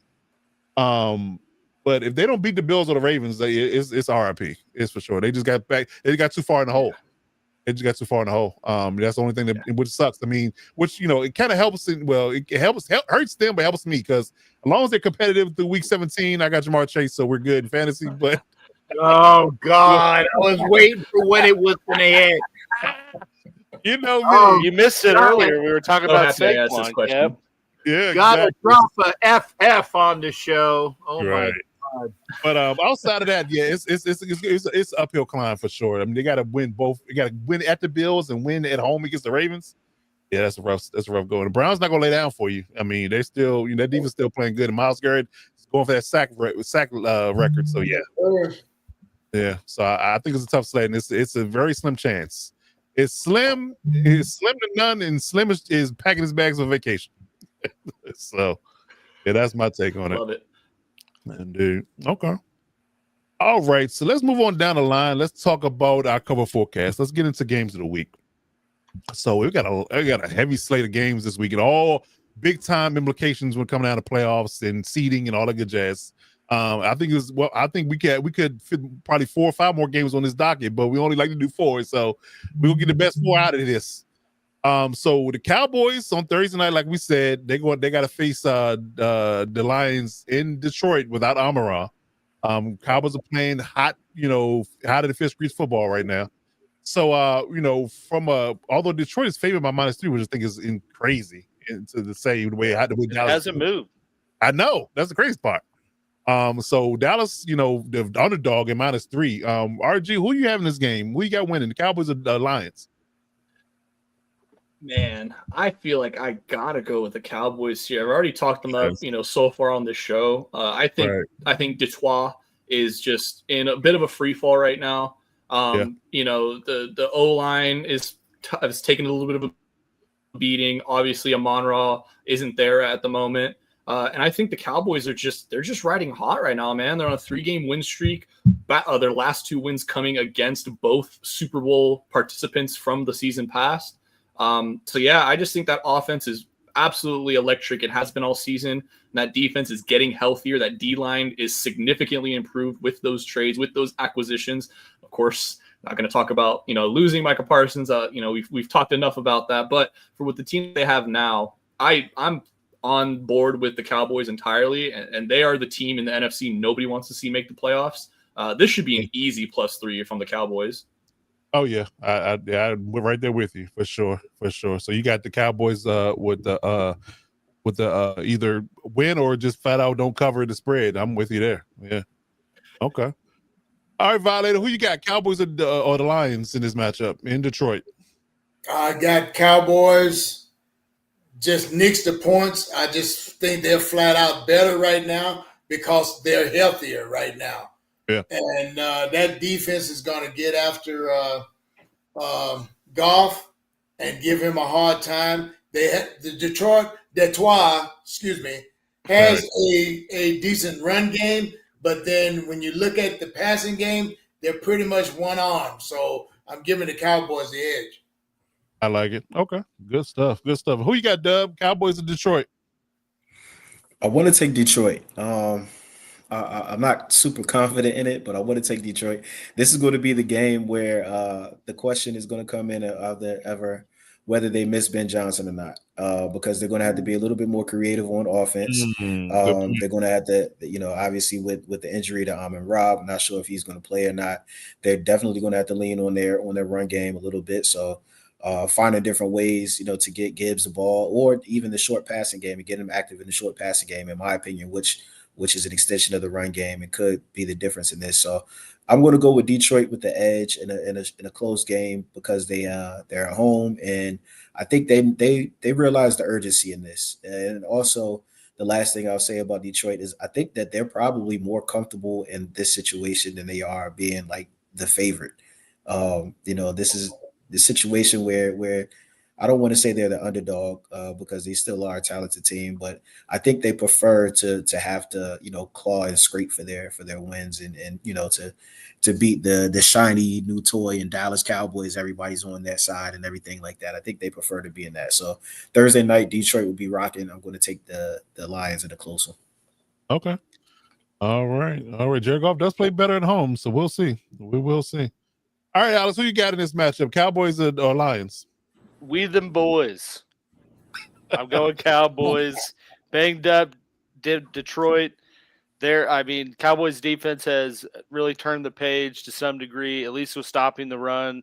And I think Detroit's shown at times that once you can do that and you can contain Gibbs, defensive had done it, and Montgomery, then it's kind of tough sledding for them. And then you're talking about if they can do that, and it's a Detroit offense without St. Brown, without Raymond, having to rely on Jamison Williams and Tesla. It looked good for the Cowboys, so I'm picking the Cowboys. All right, Captain Jack, what you got over there? Detroit? Is he there? What do I say? Who am I? You imbecile! Imbecile! Who are you talking to? Jean-Paul Van Damme. Oh, sorry. Jean-Claude Van Cap. He's my cousin. He's much more better looking than me. And by the way, I want to say thank you for everybody except for Coach Dub. Coach Dub, you don't know. It's Detroit, you imbecile. You don't know how to say it. Everybody else says Detroit. Everybody else says Detroit. They understand that it's Detroit. Detroit, the champion of many, many, many things. But either way, I'll say Detroit. Even though that Amaral, whatever Amaral, Amaral, I don't care Amaral. It's very easy to say who will win the game. How about them Cowboys? There you go. Hell of a transition there. It really was. I tell you, I was trying to make sure that it was a damn good. I thank you, sir. I thought it was about a quick. I didn't even have to go and click, just like that boom boom. But anyway, Cowboys are going to win. Remember that how many syllables in win, and the main reason why is because the damn knee-biting coach that is a former Dallas Cowboy. He's calling the plays and he sucks at it. He sucks at it. So it's my boys all day long. How about them Cowboys? Okay. Yeah, I'm with you on that. I think the Cowboys take this one. I know Detroit plays well at home. They're in the dome, but Almiron, no Terrion Arnold. I think even with Terrion Arnold, George Pickens and CeeDee Lamb is going to eat that secondary alive. Their coordinator likes to play a lot of man coverage. It's going to be a long day with those two receivers in that secondary. So, yeah. We ain't going to see no Armorall. I told you he ain't playing. I'm talking about the Cowboys receivers. Cowboys receivers going to eat the secondary. And no Tyrion Arnold. Hey, Pickens. Oh, my God. Did you see what he did to the Raiders? Oh, my God. He embarrassed them. How many Cowboys are in the room with us right now? Right, exactly. Well, I got another hat to wear in a few. Another hat to wear in a few. Just saying. There you go. All right. So we Cap and I are both on the Cowboys, so we'll see how things roll. But speaking of the Bengals and what RG talked about in the last segment about the Bengals need to run the table, they got a heavy matchup against the Bills, and the Bills actually favored by a damn near a touchdown, -6.5. So who you got, Bengals or Bills, RG? Will the Bills, keep the hope alive with 2 games back in the division, or will they founder in Buffalo?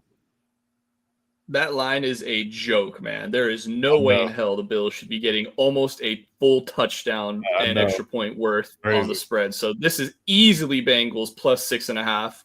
I fully expect that line to go down a bit. Like we were talking about Bengals. All right, it has. There you go. Yep. So yeah, I fully expect that. Obviously, the Bengals are playing for their playoff lives, as we talked about. Burrow is back. They didn't bring him back unless they wouldn't have brought him back unless they felt they couldn't compete. So I think the Bengals are going to keep it nip and tuck. I'm not sure if they come away with the win, but yeah, 5.5, 6.5. You take the points here and you run with it. Yeah, it's down to 5.5, but that's still a lot of points. So definitely, there's definitely a lot of points. Okay, I'm gonna get on my phone. Shit, it keeps going down. I might have to jump on it now. All right, Valen, who you got, Bengals or Bills? I'm taking the Bills. Their backs are against the wall, and this AFC division that they're in. So they need to come out punching real hard. we don't know what I think the weather's going to be a little chilly this time of season, but I'm just giving them the edge, even with that porous defense. I'll just call it. I still give them the win. Okay, I like it. All right, Dub. Who you got? Bills, Bengals. I'm gonna take the Bills. I'm gonna take the Bills in a close one. This is a great matchup. I think obviously between the two quarterbacks. And I believe is T. Higgins out again?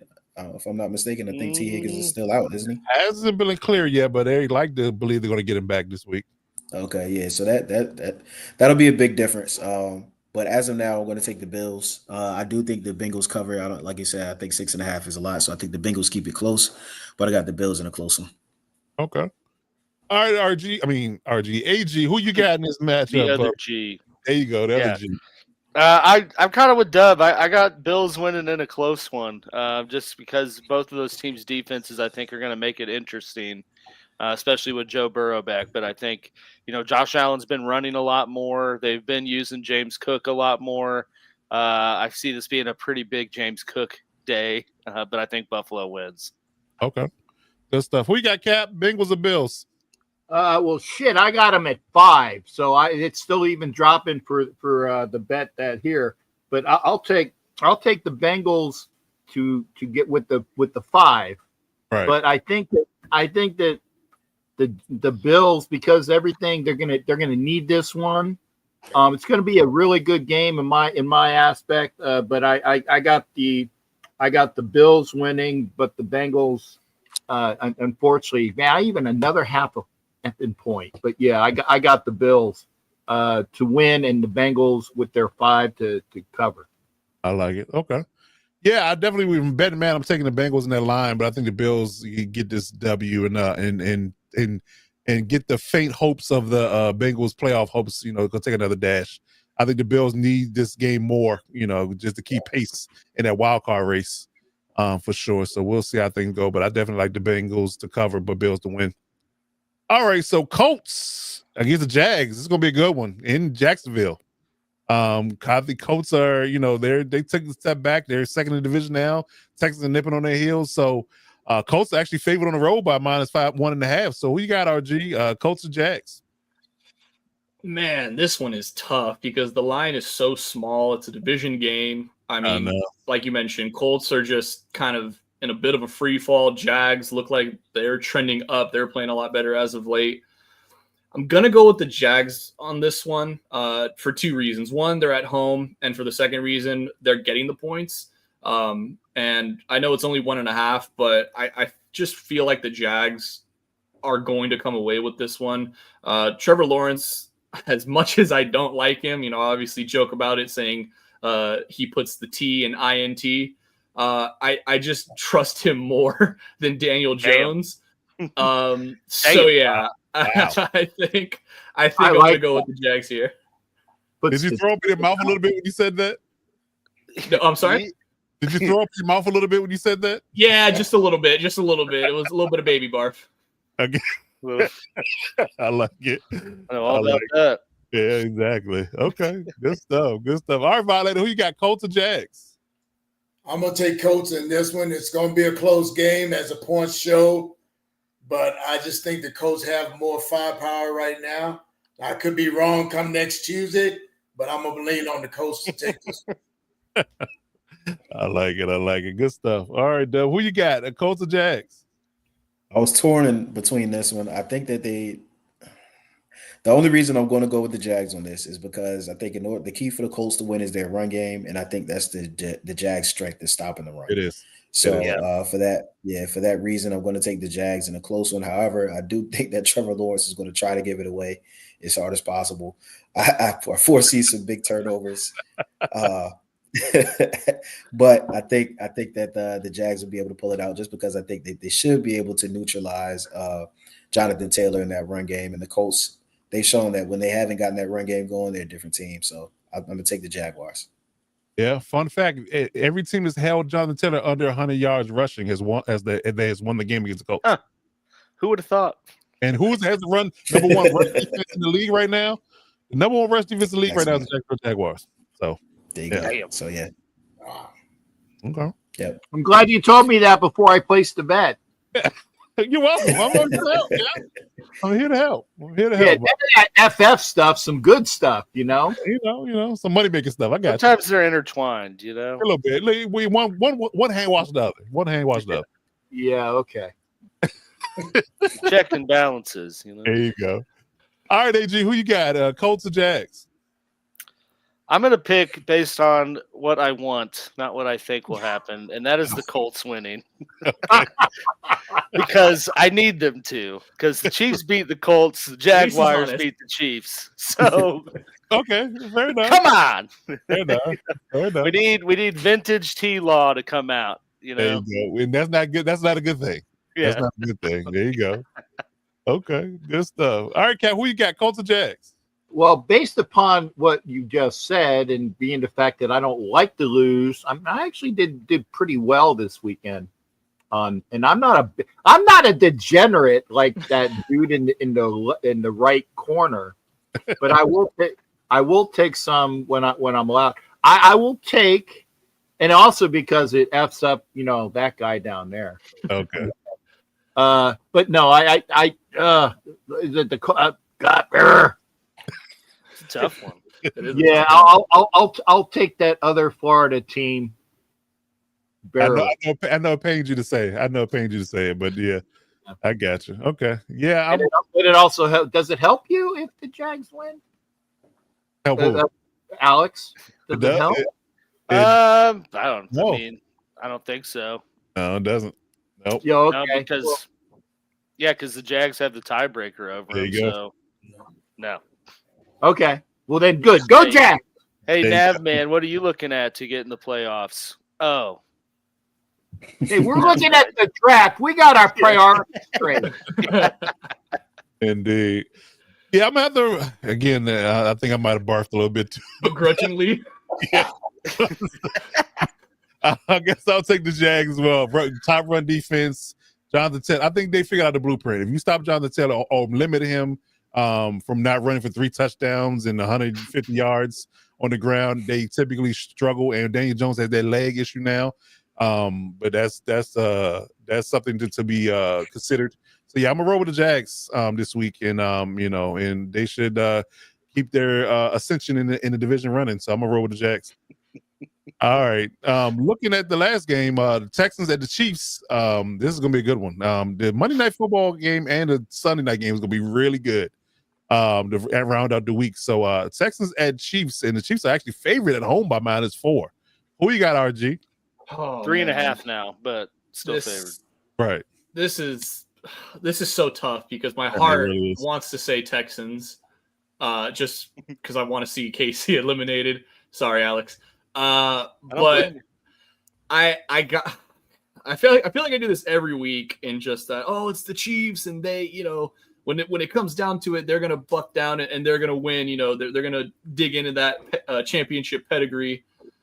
But man, with the injuries to the Chiefs O-line and with just how dominant that defense looks, I feel like I gotta go with the Texans here. Yeah, this defense is terrifying, and you are getting points with it as well. So give me Texans +4. I like it. Okay. All right, Violator, who you got? Texans or Chiefs? Texans. Okay. All right, short and sweet. I like it. All right, Dub, who you got? Texans or Chiefs? I am going to take the Chiefs. Stroud doesn't look good to me, so I'm gonna take the Chiefs. Okay. All right. Yeah, just that simple. Yeah. Yeah. Alex, I know what your pick is, but if you want to add any context to why, please let us know. Mostly just because they're at home. It's the big part. They're 5-1 at home, 1-5 on the road, and they got Stroud out there. So I don't disagree. The defense is scary. Offensive line is very banged up right now. We'll find out a little bit more about that. Really, it might be a saving grace if Juwan Taylor's not out there, but the other ones definitely cause for concern. But yeah, it's gonna be a good close game, as every Chiefs game has been. But I think the saving grace is that it's in Arrowhead. Okay, fair enough. All right, Captain Jack, who you got? Texans and Chiefs? What you talk about? Another close game in Arrowhead. Narrowhead. I didn't see a damn close game when the damn Raiders went up there. Yep. I won't say the word because we're on corporate TV. Anyway, just because I'm the comic relief on this show, you guys know that that's the reason why I'm here. Damn it. But I hate to say, I think that, well, shit, I don't know who I'm going to take now, damn it, because it's. You had a whole thing ready to go. I hate those damn Kansas City. Love the barbecue there, by the way, really good. I'll say, damn it, my boys from Houston are gonna eke out a victory. I got to see what it is here in the damn playbook thing, though. Yeah, if it's +4, you absolutely got to take 3.5. 3.5. I would still take it. Chiefs can kick a field goal to walk it off, and you still win. Take that money. We don't. For some damn reason, they're not giving me those 0.5s here because it's a Houston. Houston is 150, plus 150. And they're getting +3. I wish they gave me the halves. They did in college. I would, effing damn some bitch. I'll be like my, the Bernie Mac some bit, some of a bit. That's what Bernie Mac says, right? The some bitch. Anyway, I'll take Houston in the some bitch way for. Well, if I do 25, well, hell, if I do 25, they win 62. Anyway, I take Houston. My boy's going to win. Houston, that's enough. Damn, I take my hat off now. Cap is in the kitchen right now cooking up a parlay. Right. Hilarious. Yeah. They don't call me Coach Defense for nothing. That defense is playing way too good, and they're the underdogs, man. That pass rush is going to eat. They're going to eat and eat and eat. Yeah, it's going to be rough going for KC, man. I got to go with the Texans on this one. And until further notice, I disagree with Dub in the sense that I think CJ Stroud playing a little bit better now. It's slowly, progressively getting better. And if it does peak at the right time and they keep winning games, with that defense playing the lights out as it is, I mean, Derek Stingley doesn't even get thrown at, in a lot of spaces. So he just wipes away your number one receiver. To never be seen or heard from again, that kind of thing. So I would argue that the Texans going to win this one. It could be a close game, but the fact that they're underdogs, I'm taking them for sure. All right. So we'll see how things flow, man, but it's going to be some really good football going on this week, and we're here for it, and we'll be back to cover it on Tuesday and see how things check out. Who will be happy, who will be potentially sad, or who's going to be on the brink. That is for sure. All right, so let's get into our fourth and final segment as we wrap up the show here. Hot takes of the week. I got a really good one for y'all that y'all gonna like, but I'm gonna save it. I'm gonna let the panel go first. Is there any hot takes on the panel that's brewing in your crock pot, your stove, your skillet, your smoker, your slow cooker, whatever you got? Any hot takes brewing for you guys that you want to let the fans know that you have brewing that could come to fruition in the next coming weeks? Well, I don't know if it's a hot take. I kind of said it earlier. The traffic around Atlanta sucks. That's all I'm going to say. Period. I could have told you that. Yeah. Even if it wasn't when people were coming back, because I know the 75 and the 475 and the 575 and the 285. F Atlanta traffic. That's my hot take, and I'm going to stick with it. Because it sucks. Right, there you go. Okay. Get the friggin' bells out there, man. It was horrible. Yeah, it was horrible. There's right away hot take. Pete Carroll will be fired. That's a hot take. Okay. That's the easiest take of the week, man. That's like saying Kiffin's going to be the coach at LSU now. Indeed. All right. Anybody else? I kind of had already mentioned it a little bit earlier to my question to you, Coach, but my hot take is the Bengals are going to come out of nowhere and steal the AFC North. Wow. Okay. I just don't trust anything that's happening right now. First of all, I don't trust a damn thing that's happening in Pittsburgh, so you can just eliminate them right off the bat. Or Baltimore, for that matter. I mean, yeah. I was gonna piggyback off yours with my hot take, RG. So perfect. Go for it then. No. I didn't mean to cut you off. No. I mean, that's pretty much it, man. I just don't trust anything that's going on in Pittsburgh and Baltimore. They just, I mean, I don't know what is going on with Lamar, but bro, I mean, yeah. But yeah, my hot take for Week 14 was that the Steelers were going to beat the Ravens and muddy the AFC North water even more. I love it. Chaos. Yeah. Chaos everywhere. Some of us just live to watch the world burn. Yeah. Yes, indeed. All right. Violet, you got anything before I give mine? It's not so hot because it's already boiling. I think Pete Carroll is one and done, and then he takes his sons with him. Okay. Great, thank you. That's the greatest news. Make it happen. Make it happen. Indeed. Get your kids and get out. Okay. Yeah. That's funny. Indeed. Their kids be the ones, when your parent moves out or they get divorced, you stay with the other one. You stay with the other one. Yeah. Now, who they gonna stay with? Yeah. No. You don't like stay. They fire Pete and his son's like, man, I knew we should have got rid of him. They're like, what are you talking about, bud? Right, you go too. Go with your dad. Yes, indeed. All right, so my hot take is a little spicy, a little habanero. Get your hot sauce ready. I believe that the Indianapolis Colts do not make the playoffs at all. Ooh, I love it. Love it. Coach. From worst to first in a season. They were 8-2 at one point. 8-2 and gave up 2 first-round picks. And yeah, who's not playing either right now. So that's another black eye. But yeah, I do believe. But hey, their owner wears a headset on the field. So. Yeah, well, yeah. And you got to remember too that one win they have in their last 4 games was an overtime win in international waters against Atlanta. Right, and it took a Herculean effort from Jonathan Taylor to even get to that part. Yep. So yeah, technically it wasn't in international waters, but semantics. Semantics. It wasn't on U.S. soil. Their owner also doesn't wear underwear during the games too with the headset. There's a hot take for you. Okay, friggin' Navman telling me something. She don't wear drawers. How's that? Drawers? No drawers. Did Navman tell you that, or you knew that? Yeah. Well, I just wanted to say something about Atlanta traffic. I knew it wasn't a hot. Tell me something you don't know. No. About the Ursay daughter. Did she? Never mind. You're about to open up Pandora's box. I really am. I don't want to step back before we get too deep. I was going to say I've been in Pandora's box and it's pretty nice. Jesus Christ! Oh my God! Oh, okay. Let's get to the outro. We'll be right back. Oh man. Okay. Well, that's why I'm here. You guys know it.